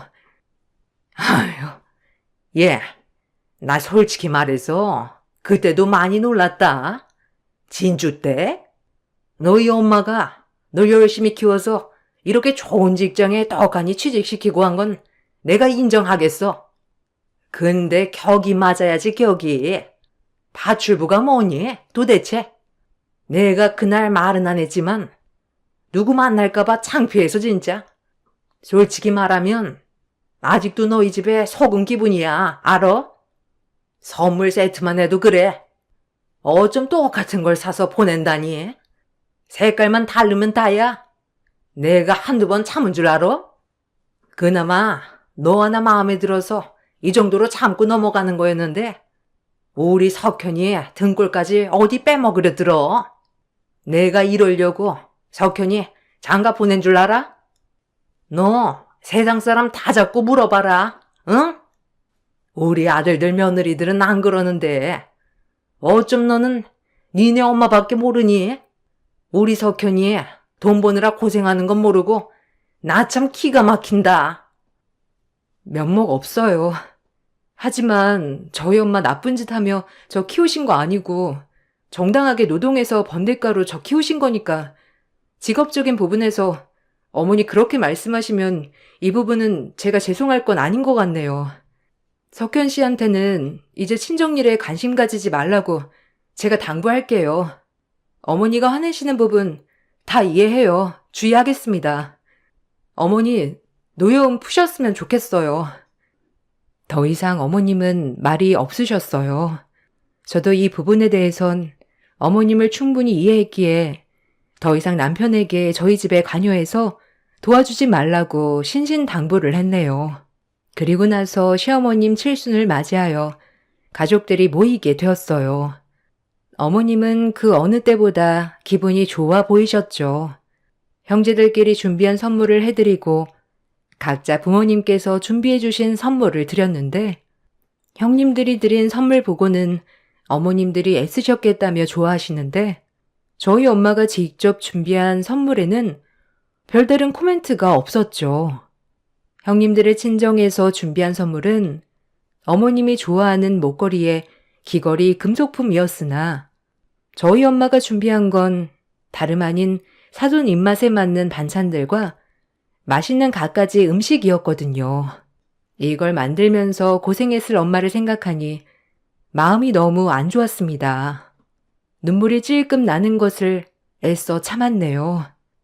어머님은 칠순 때 각자 친정 어머님들께 준비해 주신 선물에 기분이 좋으셨는지 밥을 사시겠다고 약속을 잡자고 하셨어요. 선물을 받았으니 답례를 해야 한다며 주말로 약속을 잡으셨어요. 저희 엄마가 많이 불편해 하실 것 같았지만 형님들, 어머님들까지 다 같이 만나는 터라 제가 거절을 할 수가 없었네요. 그리고 칠순 모임이 끝나고 엄마에게 둘러 얘기를 했습니다. 혹시라도 엄마가 불편해 하시면 저희 엄마는 모임에 못 가신다고 말씀드리려고 했어요. 엄마, 어머님이 선물 너무 고마워하시는데 언제 한번 형님네 어머님들이랑 같이 모여서 밥 한번 먹자고 하시네. 괜찮아? 엄마는 당연히 괜찮지. 우리 딸이 걱정이네. 혹시 또 엄마가 가서 뭐 실수라도 하는 건 아닌지, 옷은 어떤 걸 입어야 할지. 아니, 그보다 사돈이 음식은 입에 맞으셨다니? 엄마가 할 수 있는 게 그런 것뿐이라. 좋아하셨어야 네가 면이 설 텐데. 당연하지. 그 자리에서 한 그릇 다 드셨어. 너무 고맙대. 우리 엄마 음식 솜씨 왔다자뇨. 그리고 식사 자리는 너무 불편해하지 말고. 옷은 이거 어때? 지난번에 상견례 때 입었던 옷 아니면 내가 오늘 가서 한 벌 장만해줄까? 엄마, 기죽지 마. 그리고 너무 불편하게 생각하지도 말고 그냥 맛있는 식사하고 와. 어머님이 기분이 너무 좋으셔서 한턱 내시는 거니까. 이렇게 말은 했지만 엄마가 작아지는 모습을 보니 한없이 마음이 안 좋았네요. 그렇게 어머님들의 식삿날이 되었어요. 사정상 일을 해야 하는지라 저는 처음부터 참석하지 못하였고 저녁 늦게나마 참석할 수 있었어요. 형님들은 와 계셨고 형님들과 어머님들의 호호거리는 소리를 틈타 조용히 구석에서 얘기를 경청하는 엄마를 보고 있자니 마음이 많이 안 좋았네요. 이러려고 결혼한 게 아닌데 라는 생각도 들었고요. 그렇게 코스 요리집에 합석할 무렵 다행히 엄마는 저를 보고 다시 마음이 편안해 보이셨어요. 하지만 코스 요리집에서 식사가 다 끝나고 난 뒤가 문제였습니다. 당연히 시어머님이 밥을 대접하는 자리였고요. 하지만 시어머님은 저희 엄마를 보고 말씀하셨어요. 순간 제 귀를 의심케 하는 말이었습니다. 저런 인격체였나 했네요. 아참, 진주댁은 더 지페이가 편하잖아요? 아닌가? 선물도 무조건 반반, 조금도 손해보려고 하지 않으니까 밥값도 반반 하죠. 너무 억지스러운 말에 순간 정적이 흘렀어요. 왜 그렇게까지 하나 싶었고 이 자리는 엄마를 망신 주는 자리였구나 싶었네요. 주변 어머님들은 옆에서 웅성웅성거리며 딸들에게 뭐라고 말을 하는 것 같았어요. 그 말들은 저에게 전달되어 제 귀에 들어왔죠. 어머, 진주댁? 그럼 막내 며느리 안 싸더니 파출부위를 하는 거야? 어머, 고상하게 생기셨는데. 어머, 너무 의외네. 아휴. 아, 엄마, 조용해. 요즘 파출부가 어떻다 그래? 그럴 수도 있지. 동서 듣겠다. 나중에 나랑 따로 얘기해. 안 그래도 어머님이 안 좋아하셔. 형님네 얘기를 듣고 있으니 더 화가 치밀어 올랐습니다. 요즘 세상의 파출부가 뭐가 어떻다고 이러는 걸까요? 속상했어요. 아니, 다들 왜 그러세요? 파출부가 신기하세요? 저희 엄마는 열심히 돈 벌어 저 키워주신 쟤밖에 없는데 왜 이런 모욕을 듣고 있어야 하는 건데요? 어머님, 말 좀 해보세요. 그렇게 싫으시면 저 그냥 이혼할까요? 앞으로 안 볼 순 없는데 어떡하시려고요? 어머, 발끈하기는? 내가 틀린 말 했니? 그냥 진주댁이라고 하길래 진주댁이라고 불렀다. 그리고 내 칠순 때 아니 선물을 안 하려면 하지를 말던가. 내가 무슨 애도 아니고 냄새나게 음식을. 그리고 우리 아들 등골 실컷 빨아먹었으면 자기가 먹은 밥값 정도는 내야지. 안 그러니? 난 아직도 분이 안 풀려. 우리 아들이 갖다 바친 돈만 생각하면 너 내가 너무 하다 했니 지금? 어머님, 무슨 말씀을 그렇게 하세요? 제가 그동안 몇 번이고 참았는데 이젠 안 되겠네요.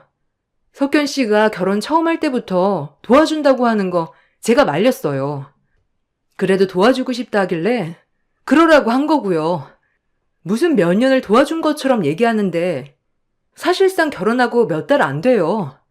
그마저도 제가 그만두래서 지금은 안 도와드리고 있고요. 어머니 어쩜 그렇게 매정하실 수 있어요? 순간 제 말을 끝으로 갑자기 저기서 뛰어오는 아버님을 발견할 수 있었습니다. 아버님은 급히 저희가 있는 곳으로 뛰어오시고는 말씀하셨어요. 이건 또 무슨 말이지? 하며 이것 또한 제 길을 의심할 수밖에 없었네요. 도대체 어떻게 돌아가는 건지 헷갈렸죠. 아, 사모님. 제가 결제했습니다. 몰라 뵀습니다. 낯은 익어서 자꾸 어디서 봤나 했는데 오늘 아들한테 세기 돌아가신 부친 이름을 듣고 바로 생각이 났죠. 한성건설 윤철한 회장님이 부금 맞으시죠? 제가 너무 늦게 알아봤네요. 시아버님께선 저희 아빠의 이름을 외치자 장례는 술렁술렁 들썩였어요. 엄마는 그 말을 듣고 털썩 주저앉으셨죠. 그리고 그동안 한없이 참아오던 눈물을 서럽게 쏟아내셨습니다. 전 형님들께 어머님들과 자리 좀 피해달라고 부탁을 하였고 그 자리엔 어머님, 저, 아버님, 저희 엄마 이렇게 네 식구만 남게 되었죠. 알고 보니 아버님은 어려운 시절 저희 아빠에게 큰 신세를 지고 지금까지 성공할 수 있었다고 했습니다. 저희 아빠가 사업을 했을 때 아버님이 도움을 많이 받으셨다고 하셨죠. 제가 알아봤어야 했는데 죄송합니다. 회장님 돌아가셨다는 얘기도 들었는데 한참 지나고 나서 들은 거라 찾아뵙지도 못하고 이렇게 인연이 되어 우리 민정이가 회장님의 자제였다니 너무 뜻깊네요. 사부인, 우리 민정이 잘 키워주셔서 감사합니다. 시어머님은 안색이 바뀌셨습니다. 아주 어려워서 밥도 못 먹던 시절 저희 집에 늘 도움을 받고 몇 번이고 재기할 수 있었던 게 다 저희 아빠 덕분이라고 했거든요. 시어머님도 놀라셨는지 얼어붙으셨고 자신이 그동안 무슨 짓을 했는지 아차했죠. 우리 남편에게 얘긴 많이 들었어요. 그 당시에 아주 건실하게 사신다고 형편이 안 되어 재기를 못하고 있어서 꼭 도와주고 싶은 친구라고요. 그 친구가 석균이 아버님일 줄은 저도 몰랐네요. 저희가 이렇게 뜻깊은 인연이 있었군요. 저도 몰라 봬서 죄송합니다. 잊고 살았는데 남편 생각을 하니 이렇게 눈물이 안 멈추네요. 죄송합니다. 그리고 고맙습니다. 무슨 소리예요, 이게 다? 아버님이 저희 아빠에게 도움을 받아서 지금 회사를 탄탄하게 키운 거라고요? 우리 아빠가 그럼 은인이라는 거예요? 어머님, 들으셨죠? 저희 엄마가 이래도 진주댁인가요? 말씀 좀 해보세요, 얼른. 말씀 좀 해보시라고요. 빽 소리를 질렀습니다. 우리 집의 도움으로 지금까지 잘 먹고 잘 살고 있었으면서 우리 엄마를 저런 식으로 하대했다니 어처구니가 없었죠. 저와 저희 엄마가 울면서 정신을 못 차리고 있자 시어머님은 그때서야 울면서 입을 뗐습니다. 나도 사실은 파출부였어. 네 아버님 한참 다 쓰러져가는 공장 붙잡고 정신 못 차릴 때 애들은 먹여 살려야 했지. 돈 벌 수단은 없지. 그래서 남의 집 일 많이 했다. 내가 그래서 너희 엄마를 보면 젊었을 때 내 모습을 보는 것 같아 싫었단다. 네가 어떻게 들을지 몰라도 그 세월 아무도 모를 거다. 지금이야 떵떵거리고 사는 것 같지만 파출부 하면서 온갖 서력은 다 당했지. 자꾸 너희 엄마를 보면 그 모습이 떠올라서 견딜 수가 없었어. 내가 누군지도 못 알아보고 날 이렇게 살게 해준 분인데 내가 미안하다. 사돈, 미안합니다. 내가 사돈에게 큰 신뢰를 범했네요. 이런 저를 용서해 주실 수 있겠어요? 어머님은 한참을 울며 얘기하셨습니다. 남편에게 어려웠던 시절 얘기를 들었던 적은 있지만 이 정도로 어려운 줄은 몰랐거든요. 저희 엄마와 저 그리고 어머님까지 목 놓아 울자 아버님은 묵묵히 옆에서 들어주고 계셨고요. 그리고 엄마가 입을 뗐어요.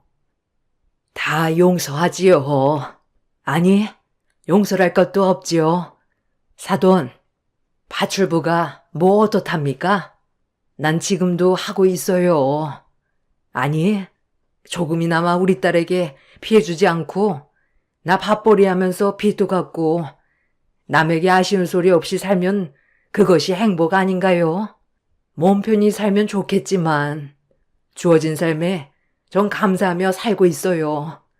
우리 민정이 예쁘게 커준 점, 좋은 남편 만나 결혼한 거 지금은 다 행복합니다. 한 가지 당부드리고 싶은 건 그냥 저는 괜찮으니 우리 민정이만 저랑 다르게 봐주세요. 곱고 곤 우리 딸 예쁘게 봐주세요. 엄마의 말에 어머님은 많이 반성하는 것 같았어요. 아버님도 어머님께 얼른 더 사죄하라고 다그쳤고요. 제가 죄송합니다. 주제도 모르고 감히 이 사람이 사모님께 신뢰를 범하게 놔뒀네요. 저를 탓해주세요, 사모님. 젊어서 받은 은혜 제가 다 지금 갚겠습니다. 회장님 아니었으면 전 산 사람도 아니었을 거예요. 그러니 부담 갖지 말아주세요. 죄송해요, 사모님. 제가 정말 민정이 딸처럼 잘 대해주겠습니다. 부디 그 전에 했던 행동들은 잊어주세요. 아버님, 어머님은 사죄하였고 엄마는 다 용서하였어요. 그리고 아버님은 저희 빚을 그 자리에서 다 갚아주셨습니다. 어차피 저희 아빠 안 계셨으면 아버님도 없는 목숨이라고 돈은 아깝지 않으시다고요. 지금이라도 회장님께 빚을 갚을 수 있어서 기쁘다고 했네요. 지금은 저희 엄마와 어머님은 둘도 없는 친구가 되었어요. 어머님은 모든 용서를 빌고 저희 엄마에게 먼저 다가갔네요. 덕분에 저희 엄마도 자식을 나눈 사람이 최고의 친구라며 좋아하셨고요. 저는 가끔씩 시어머님이 했던 행동들을 생각하면 조금 화도 나긴 하지만 그래도 이것 또한 인연이었을까 싶네요. 조금이라도 스쳐가는 인연을 허투루 생각하면 안 된다는 것이 저의 깨달음이었어요. 여러분들도 스치면 인연이니 그 인연 놓치지 말라고 꼭 말씀드리고 싶어요. 끝으로 저희 긴 이야기 들어주셔서 너무 감사합니다. 안녕하세요. 저는 남편과 1년의 짧은 결혼 생활을 끝으로 먼저 떠나보낸 뒤 4년의 시간을 홀로 지내왔습니다. 지금도 그때의 기억이 떠오를 때면 자다가도 벌떡 일어날 정도로 정신적인 충격이 상당하지만 그래도 어느 정도 현실을 받아들이면서 적응하려고 노력 중에 있습니다. 제가 이렇게까지 힘든 시간을 보내게 된 건 죄책감 때문에 그런 것 같아요. 부부 생활이 짧긴 했지만 정말 행복한 시간들을 보내왔었어요. 결혼 생활이 1년이지 연애 기간은 3년 정도로 적지 않은 시간을 함께 했었는데 어느 날 한 통의 전화를 받는 순간 제 삶은 한순간에 무너져 내렸습니다. 그 전화는 남편의 갑작스러운 사고 소식이었고 손도 써볼 수 없이 현장에서 이미 숨을 거뒀다는 충격적인 말을 듣게 되었습니다. 좀 전까지 서로 연락을 주고받았던 남편이 왜 떠나게 된 건지 이해가 되지 않았었는데 사고를 당하게 된 이유는 남편이 횡단보도 앞에서 신호를 기다리고 있던 도중 갑자기 차량 한 대가 중앙선을 침범해 속도를 제어하지 못한 채 미끄러지면서 남편과 충돌을 하게 되었고 반대편에 있던 벽에 머리를 부딪히게 되면서 뇌출혈로 인해 현장에서 그대로 떠나버리게 된 거였죠. 급하게 병원으로 향한 뒤 남편의 모습을 확인했는데 얼굴을 알아볼 수 없을 정도로 온몸이 상해버려 당시의 사고가 얼마나 심각했는지를 알 수가 있었습니다. 너무 충격적인 모습을 보게 됐던 저는 결국 속이 울렁거려 화장실에서 오바이트를 한 뒤 일어나지 못한 채 변기통 앞에서 한참 동안 오열을 했어요. 남편이 사고가 난 곳은 제가 일하고 있는 회사와 불과 5분 거리에 있는 꽃가게 앞에서 난 사고였는데 하필 그날이 결혼 1주년이었어요. 사고 당시 현장에 있던 담당 경찰의 말로는 손에 꽃다발을 들고 있었다고 했는데 그런 말을 듣게 되니 괜히 저 때문에 사고가 일어난 것 같아 너무 마음이 안 좋았습니다. 연애 때부터 제가 꽃을 좋아한다는 걸 알고 항상 얼굴을 볼 때마다 꽃다발을 선물해 줬었는데 결혼기념일 날 어김없이 꽃집을 들렸다가 이런 사고가 나서 뒤늦게 소식을 접하게 된 시댁 식구들은 저에 대한 원망을 쏟아냈어요. 제가 괜히 꽃을 좋아해서 사고가 난 거라며 남편 앞에서 오열하던 시모는 저에게 달려들어 머리채를 잡아 흔들어 버렸는데 미처 저항할 틈이 없었어요. 시모 말대로 남편이 저 때문에 사고로 떠난 것 같아 억장이 무너져 내렸습니다. 너 때문에 내 아들이 죽었어. 그깟 꽃이 뭐라고. 시도 때도 없이 받아대더니 결국 이 사다를 만들어 내 아들 살려내. 당장 살려내라고. 우리 그이도 암으로 떠난 지 얼마나 됐다고. 형님은 어머님한테 또 상처를 주고 싶은 거예요? 저랑 어머님은 아직 그이가 떠났다는 게 믿기지 않아서 우울증약까지 먹고 있는 거 알면서 결혼한 지 1년차 돼서 굳이 꽃을 받아야 돼요? 형님이 안 받아도 된다고 전화 한 통만 넣었어도 아주버님은 괜찮았겠죠? 내 말이 그 말이야. 작은 아들 암으로 떠나보낸 것도 아직까지 슬픔이 가시지 않았는데 평생 이애미 곁에 있겠다던 내 큰아들까지 고작 꽃 때문에 떠나게 될 거라고 누가 상상이나 했겠니? 이제 어떻게 할 거야? 우리 아들 당장 살려내지 못하면 오늘 이 자리에서 너 죽고 나 죽는 거다.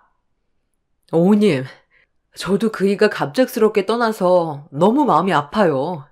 다른 날도 아니고 결혼 후 처음 맞는 결혼기념일 날 이런 일이 생기게 될 거라곤 정말 몰랐다고요. 내 아들 살려내지 못할 것 같으면 너는 평생 내 앞에서 죄인처럼 살아야 될 거야. 그깟 꽃이 뭐 태수라고. 내 아들까지 떠나보내게 만들어? 새언니를 만난 것부터가 잘못이었어. 난 처음부터 새언니가 마음에 안 들었다니까. 우리 오빠 같은 사람 없다는 거 새언니도 잘 알죠?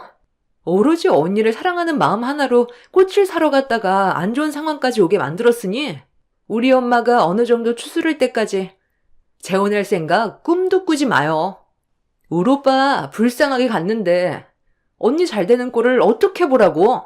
우리 오빠들 둘이나 보냈는데 지금 우리가 제정신이겠어요?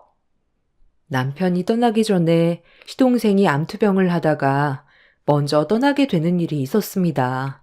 동서내외는 제가 남편과 결혼하기 한참 전에 이미 살림을 차려서 살아온 세월이 길었고 아이까지 낳아 9년의 시간을 함께 살아오다가 떠나게 된 거라 한동안 정신적인 충격에서 벗어나지 못해 상당히 힘들었다는 말을 들었어요. 제가 남편과 결혼하기 위해 인사를 왔을 때에도 시댁 식구들의 얼굴은 그늘져 있었지만 그래도 어렵지 않게 결혼식을 올릴 수는 있었어요. 그런데 함께 산 지 1년 만에 시모는 큰아들까지 먼저 떠나보냈으니 그 아픔은 저보다 더 클 수밖에 없었습니다. 동서는 시동생이 암으로 떠난 이후에도 시댁에 계속 왕래를 하면서 지냈어요. 제가 며느리로 들어오기 전부터 시모와 동서와의 관계는 상당히 좋았었는지 조카를 데리고 자주 시댁에 왔었는데 그 모습이 안쓰러웠고 많이 외로워 보였습니다. 시모와 동서는 시동생이 떠난 거에 대한 아픔에 대해 서로 위로해주면서 힘든 시간들을 이겨내 왔었죠. 그런데 시동생이 떠난 지 얼마 되지 않아 남편까지 사고로 떠나보내게 됐으니 그 아픔은 저보다 클 수밖에 없었고 모든 게 제 탓으로 되어 버렸던 거였죠. 그렇게 원치 않았던 남편의 장례를 힘들게 치른 뒤 집으로 돌아왔는데 짧은 결혼 생활이었지만 집안 곳곳에 함께 해온 흔적들이 그대로 남아있어 오열을 하게 되었습니다.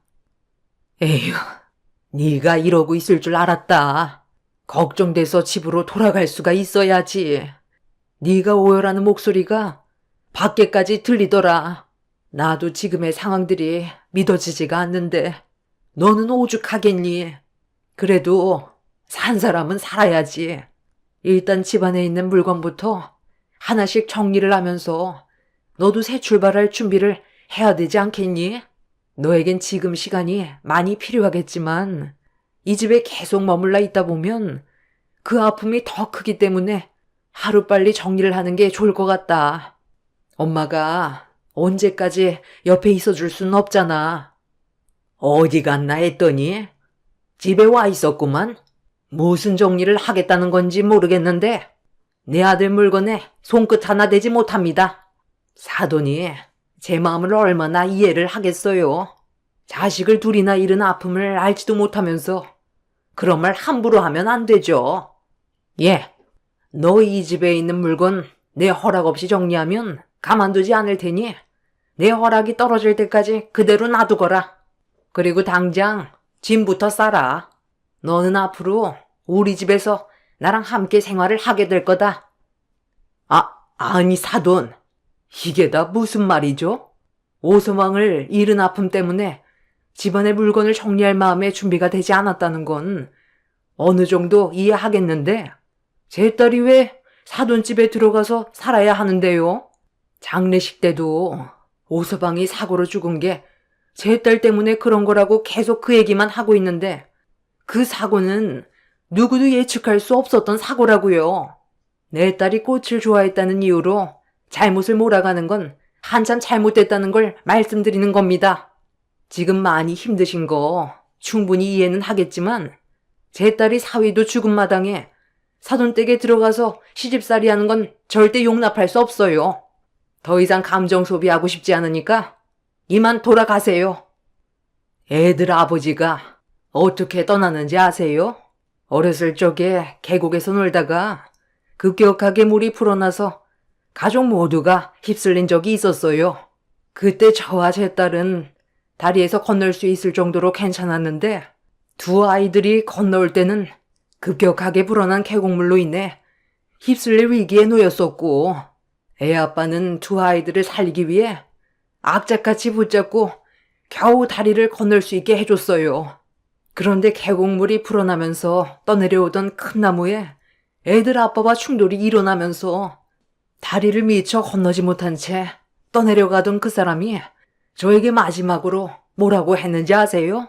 다시 돌아올 테니까 애들만 신경 쓰라고 하더이다.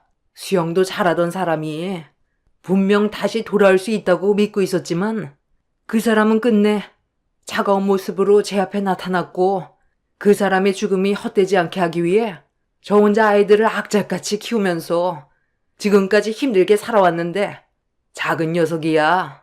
병에 걸려 어쩔 수 없이 떠나보낼 수밖에 없었다지만 제 큰아들은 충분히 사고를 예방할 수 있는 상황이었습니다. 며느리가 꽃만 안 좋아했어도 이런 사고는 일어나지 않았을 거라고요. 며느리가 꽃을 좋아한다고 하도 설쳐대서 이런 사태가 벌어진 건데 어떻게 다시 없다고 할 수 있어요? 먼저 떠난 애들 아버지에게 내 피 같은 자식을 평생 지켜주겠다고 약속해서 잘 지켜오고 있었는데 며느리가 제 아들과 결혼을 하겠다고 내 집에 인사 오면서부터 집안의 악재가 끊이지 않았어요. 며느리 때문에 내 아들 황망하게 보냈으니 내 아들 대신 평생 옆에서 수발 들어야 하지 않겠어요? 그래야 제가 이 원통함을 보상받을 수 있을 것 같습니다.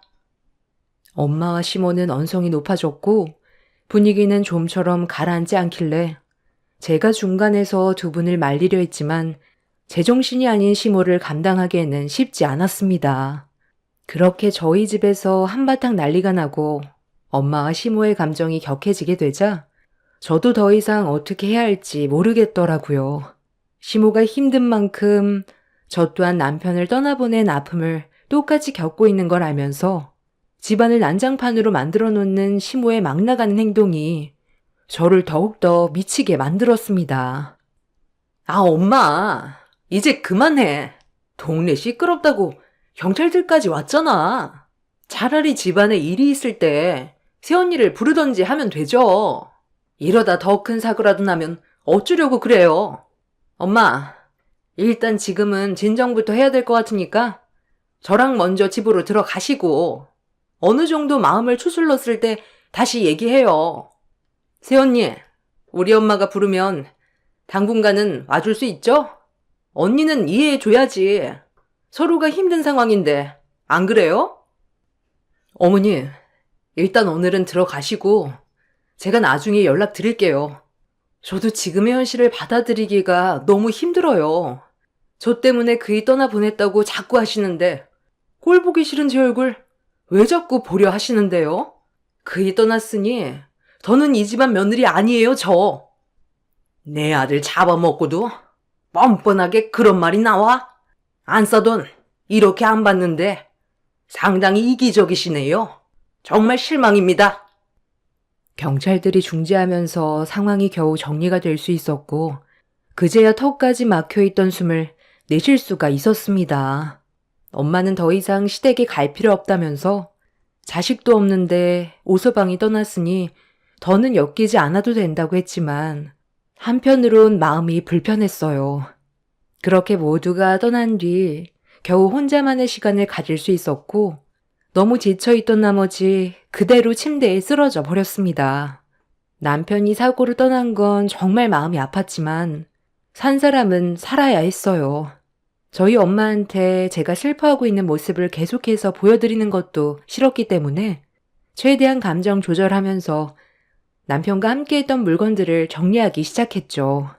시모는 허락 없이 건들지 말라고 했지만 제가 살기 위해서는 어쩔 수 없었습니다. 그렇게 며칠의 시간을 걸쳐 남편의 모든 물건들을 정리한 뒤에 어느 정도 마음도 추스르면서 현실을 받아들이고 있을 때 시모에게 연락이 오게 되었습니다. 어느 정도 예상은 하고 있었지만 일단 확실하게 끝내려고 시댁으로 향했어요. 시모의 의중이 정확히 파악이 안 됐고 저도 해야 될 말들이 있었던 터라 갈 수밖에 없는 상황이었죠. 돌려서 말하고 싶지도 않다. 앞으로 어떻게 할 거니?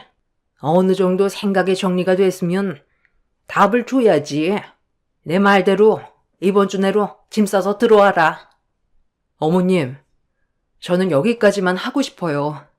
지금 당장 새 출발을 하겠다는 게 아니라 어머님 댁에서 같이 지낸다면 제가 버티지 못할 것 같아서 그래요. 그렇다고 무조건 어머님과의 관계를 끊어내겠다는 건 아니니 그만 억지 부리세요. 제가 필요해서 부르시면 당분간은 올 테니까 그만 하시라고요. 너 지금 나랑 말장난 하자는 거니? 얼마 전에 그 난리를 쳤을 때 뭐라고 그랬어? 좋게 말할 때 짐 싸서 들어오라고 했을 텐데 내 말을 무시하는 거야? 어머님, 제가 뭐라고 그랬어요? 좋게 얘기해선 안 된다고 했죠? 형님이야, 아쉬울 게 뭐가 있겠어요? 애도 없겠다. 영 끊어버리면 그만인데 굳이 이 집과 엮일 필요가 없다고 생각하겠죠. 말로는 전화하면 언제든 온다고 하는데 사람이 살다 보면 상황은 언제든 달라질 수가 있는 건데 형님 말을 어떻게 100% 믿을 수가 있겠어요. 어머님, 지금 형님 들어오라고 하지 않으면 지금 살던 집 처분하고 새 인생 살아간다니까요. 아주버님 떠나보내고 혼자 살겠다고 지금 이러는 거잖아요. 저는 제 아들이 있고 결혼할 생각이 전혀 없어서 지금까지 어머님 얼굴 뵈러 오는데 형님은 굳이 이 집에 올 이유가 없잖아요. 늦은 나이에 아주버님과 결혼해서 애도 없고 며느리 생활한 지 1년밖에 안 됐으니 무슨 미련이 남아 있겠어요. 잠깐 슬퍼하는 척하고 다른 남자 만나겠죠. 동서는 무슨 말을 그렇게 해? 그 사람 떠나보낸 지 얼마 되지도 않았는데 나도 힘든 건 마찬가지야. 그리고 나도 지금의 감정 상태로 누군가를 만나서 다시 새 출발하고 싶은 마음도 없어. 그 사람 살아있을 때도 합가하지 않았는데 무슨 이유로 서로 살 부대끼면서 미련하게 같이 살아. 그러니 이 문제에 대해서 더 이상 나쁜 쪽으로 몰아가지 마. 동서가 일방적으로 어머님 부추기면서 안 좋게 얘기하는 건 잘못된 거 아니야? 다시 한번 말하지만 새 출발하고 안 하고는 앞으로 내가 결정할 문제지만 지금 당장은 그 사람이 저 현관문을 열고 들어올 것 같은데 내가 어떻게 다른 사람을 만날 수 있겠어? 그럴 걱정 안 해도 되니까 어머님도 제 생각에 대해 너무 서운하게 생각하지 마세요. 시모는 제 의견에 대해 상당한 불만을 가졌지만 아무리 강요를 해도 뜻대로 되지 않을 거라는 걸 아셨는지 더는 아무 말도 하지 않으셨어요. 그리고 시모는 집에 온 김에 집안일 좀 하라면서 손으로 주방을 가리켰습니다. 한참 대화를 이어가느라 어느덧 저녁이 되어 있던 터라 서둘러 동서와 함께 저녁 먹을 준비를 하게 되었고, 그날 이후 저는 두 아들을 잃은 시모가 맘에 걸려서 가끔 시댁과 왕래를 했어요. 한가하면 잡생각이 나지만 정신없이 바쁜 생활을 하다 보면 저도 모르게 아무 생각도 없이 일에 집중을 할 수가 있어서 가끔 주말에는 시댁에서 시간을 보냈어요. 밀린 집안일과 주방에서 보낸 시간들이 대부분이었지만 덩그러니 집에 혼자 있는 것보단 할만하더라고요. 이렇게 바쁜 삶을 보내오면서 남편이 없는 삶에 적응이 되어가다 보니 어느새 4년이라는 시간이 순식간에 흘러버렸습니다. 그리고 더 이상 남편이 곁에 없어도 슬퍼하지 않았어요. 4년 전만 해도 죽을 것 같아 하루에도 수십 번씩 눈물이 쏟아져 나왔었는데, 그런 과정들을 이겨내오면서 살다 보니 저도 정신이 강해졌는지 슬퍼하는 단계는 이제 지나가 버리게 되었죠. 시모 또한 저처럼 현재의 삶을 받아들이고 지인분들과 여행도 다니면서 과거의 아픔을 어느 정도 잊은 듯 보였습니다. 동서는 예전이나 현재나 항상 한결같은 성격으로 저를 대했어요. 동서의 말투에 상처도 많이 받긴 했지만 굳이 얼굴을 붉히면서 싸우고 싶지도 않았습니다. 동서의 직업이 변호사라 항상 바쁜데 아이까지 돌봐야 해서 매일 쫓기는 삶을 살아야 했어요. 그런 모습을 볼 때 저보다 일에 치여서 여건이 안 좋아 보였죠. 직업이 아무리 좋아도 개인적인 시간을 내지 못하니 체력적으로 많이 힘들 것 같았습니다. 주말에도 거의 쉴 수 있는 시간이 안 나서 항상 조카를 시댁에 맡기고 일을 해왔어요. 가끔 주말에 갔을 때 시모가 애 좀 봐달라는 말에 조카 시간을 보낸 적이 몇 번 있었는데, 동화책 읽어주는 걸 좋아해서 동서가 새벽까지 일을 했다는 시모의 말에 제가 대신 조카를 돌봐주고 있었습니다. 조카가 가지고 온 동화책이 몇 권 안 됐었는데 영어로 되어 있어서 서툴지만 그래도 최선을 다해 읽어줬어요. 그렇게 저 나름대로 열심히 하고 있었는데 동서가 잠에서 깼는지 방문을 열고 밖으로 나왔습니다.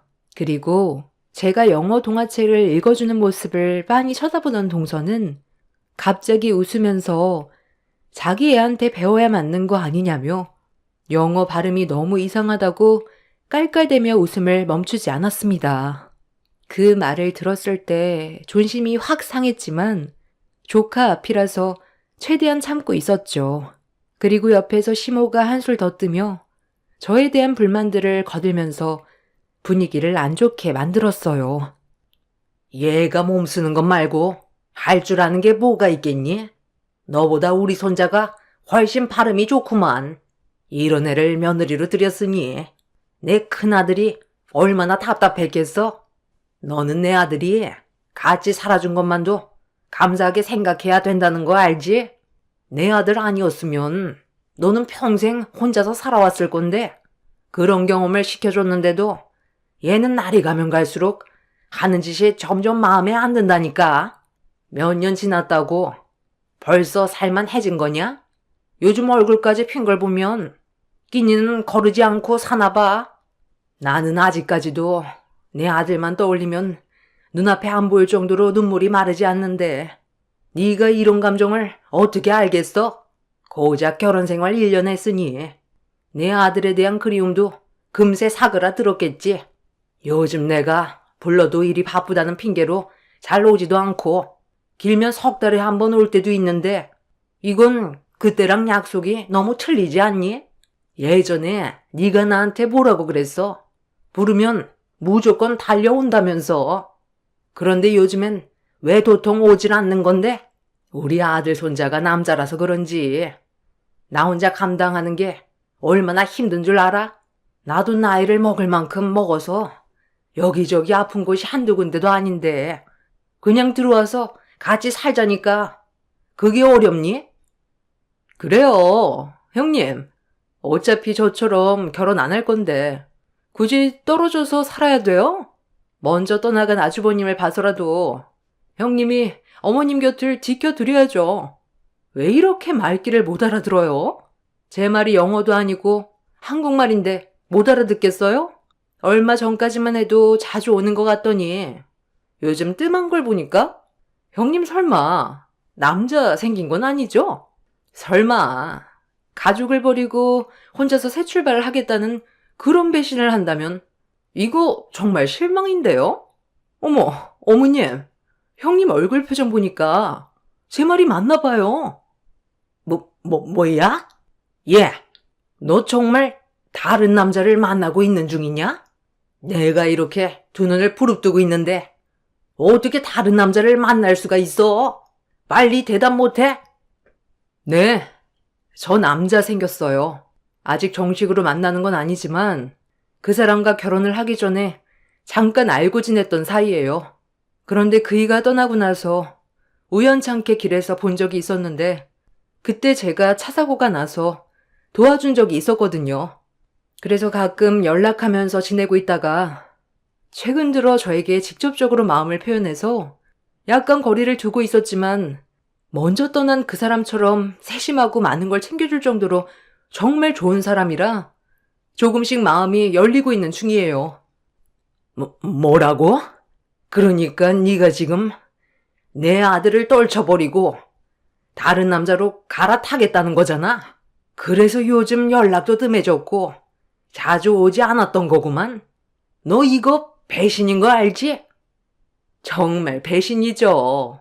나도 어머님과의 의리를 지키고 있는데 자기 먼저 살 길 찾아 떠나겠다는 거잖아요. 평생 함께하기로 해놓고 정말 너무하시네. 너무한 건 어머님이랑 동서지. 나를 이 집안의 가족으로 생각하긴 한 거야? 말로만 가족이지. 나를 이 집안에서 일해주는 파출부로 여기지 않았어? 항상 전화만 하면 하는 얘기가 뭐야? 어머님은 집안일이 산처럼 쌓여있다면서 혼자 하기 힘들다고 와서 해결해달라는 말밖에 안 하고 동서는 변호사라 돈도 꽤 벌고 있으니까 어머님한테 용돈 챙겨주면서 집안일에 아예 손을 놓고 있잖아. 내가 일을 하는 걸 당연시하게 생각하면서 무슨 가족이야. 내가 만나고 있는 그 사람한테 가면 집안일 해야 될 사람이 없으니까 이렇게 난리치는 거 아니야? 아가씨야 이미 따로 살림 차려서 어머님 댁에서 한참 먼 곳에 자리를 잡았으니 아가씨 대신 신경 써줄 사람이 필요해서 지금까지 붙잡아 일시켜 먹었으면 이 정도로 만족하셔야죠. 제 말이 틀렸어요? 저는 할 만큼 했다고 생각해요. 지금 그 사람과의 만남을 이어가지 않는다 해도 어차피 오늘까지만 제 할 도리 끝내고 돌아가려 했어요. 저도 그동안 죄책감에 시달려서 정신적으로 너무 힘들었지만 이제는 털어버리고 새 출발할 생각이에요. 저희 부모님도 생각을 해야죠. 그러니 더 이상 저 붙잡지 마세요. 저는 최선을 다했습니다. 여보세요? 벌써 도착했다고요? 저 이제 그만 나가려고요. 할 말 다 끝났어요. 짐 챙겨서 나갈 테니 5분만 기다려줘요. 괜찮아요. 별일 없을 거예요. 와, 형님. 보기보다 남자 밝히나 봐요. 아주버님 살아있을 때 설마 몰래 바람 피던 건 아니죠? 아니, 이렇게 빨리 새 출발한다니까 의심이 들었어요. 우리랑 이렇게 연을 끊어내겠다는 거예요? 나는 그래도 형님을 가족처럼 여기고 편하게 생각했는데 그게 아니었던 거네요? 절대로 못 나간다. 네가 내 아들을 보내놓고 다른 남자를 만난다고 하면 내가 잘 살라고 응원해 줄 줄 알았니? 절대로 못 나가니까 나갈 생각이면 나를 밟고 가라. 시모와 동서는 현관문을 막아서면서 저를 나가지 못하게 몸을 밀쳤어요. 그동안 시모가 힘든 일들을 부탁해도 도와줬던 건 먼저 떠난 남편에 대한 미안함 때문에 시모의 곁에 잠깐 머물러 있었던 거지 어느 정도 시간이 흐르면 떠날 생각을 가지고 있었습니다. 만나고 있는 남자가 없었어도 그렇게 할 생각이었죠. 그리고 날이 가면 갈수록 저를 더 막대하는 시모 때문에 더 이상 견디는 게 힘들었어요. 한계치에 도달했고 지인들과 여행도 다니는 모습을 보면 다시 기운을 차린 것 같아 제 할 도리는 다 했다고 판단하게 된 거였죠.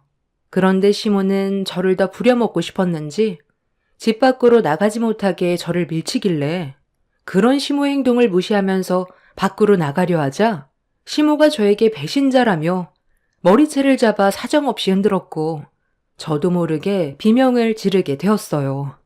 시모는 저를 절대로 용서치 않겠다고 온 힘을 다해 제 머리를 쥐어뜯었어요. 동서 또한 시모를 거들어 제 머리를 휘어잡길래 아무리 생각해도 이건 아닌 것 같아 저 또한 시모와 동서의 머리채를 잡아 뒹굴어 버렸습니다. 동네가 떠나갈 정도로 상황이 심각해지자 밖에서 난리 나는 소리를 들었는지 그 사람이 초인종을 누르자 저를 뿌리친 동서가 자리에서 힘겹게 일어나더니 인터폰을 확인했고 그 순간 비명을 질렀습니다. 그리고 급하게 현관문을 열어버렸어요. 어머, 대표님? 아니, 여긴 어떻게 오신 거예요? 설마 저 형님이랑 만나고 계신 건 아니죠? 대표님이 뭐가 부족해서 저런 저급한 여자랑 만남을 가지냐고요. 제가 그동안 대표님 눈에 들려고 얼마나 많은 노력을 기울였는데 왜 하필 많고 많은 여자들 중에 저 사람이냐고요. 저는 둘의 관계 인정할 수 없어요. 뭐야? 너희 회사 대표 되시는 분이라고? 법률사무소 대표라는 거야? 그런데 가만히 있어봐라. 네가 지금 하는 그 말은 뭐니? 대표님 눈에 들어가기 위해 노력했다고? 그래요. 제가 마음에 품고 있는 분이었다고요. 그런데 저는 애가 있으니까 미처 다가가지 못해서 고백을 할 수가 없었던 것뿐이지 기회를 보고 있었다고요. 윤변이랑 혜란 씨가 서로 동서지간이었던 거야? 아니 어떻게 이런 일이? 그리고 나는 지금 윤변이 한 마리 더 놀라운데? 그런 느낌을 전혀 받지 못했거든. 그리고 나는 이 사람에게 구애한 지 벌써 4년째야. 앞으로도 내 마음 변함없을 거고 결혼까지 생각하고 있어. 그러니 윤변의 마음은 정리해줬으면 좋겠는데? 동서는 예상치 못한 상황에 충격을 받았는지 그 자리에 주저앉았는데 시모가 동서에게 다른 남자를 좋아하고 있었냐면서 계속 추궁하면서 물어봤어요. 그러자 동서가 고개를 끄덕이며 그동안 많이 힘들었다고 속마음을 털어내자 시모는 동서의 머리채를 잡더니 자기를 버릴 작정이냐고 또다시 난리를 피웠습니다. 저와 만남을 가지고 있던 그 사람은 그 틈을 타 저를 데리고 밖으로 빠져나왔고 그날 이후 저는 더 이상 시댁에 가지 않았습니다. 현재 만나고 있는 그 사람과 새 출발을 하기 위해 한 단계씩 밟아 나가고 있는 중입니다. 동서는 저와 법률사무소 대표와 만나고 있다는 사실을 알게 되면서 사직서를 제출했고 동서 또한 더 이상 시댁에 가지를 않았어요. 시모는 저에게 다시 돌아오라면서 저밖에 없다곤 했지만 이미 저는 마음을 정리한 상태입니다. 더 이상 시모의 뒤치작거리를 하면서 인생을 허비하고 싶지가 않았어요. 시모는 갑작스럽게 변화된 환경에 개거품을 물며 앞으론 저에게 잘하겠다고 지금까지 애걸복걸하고 있는 중입니다.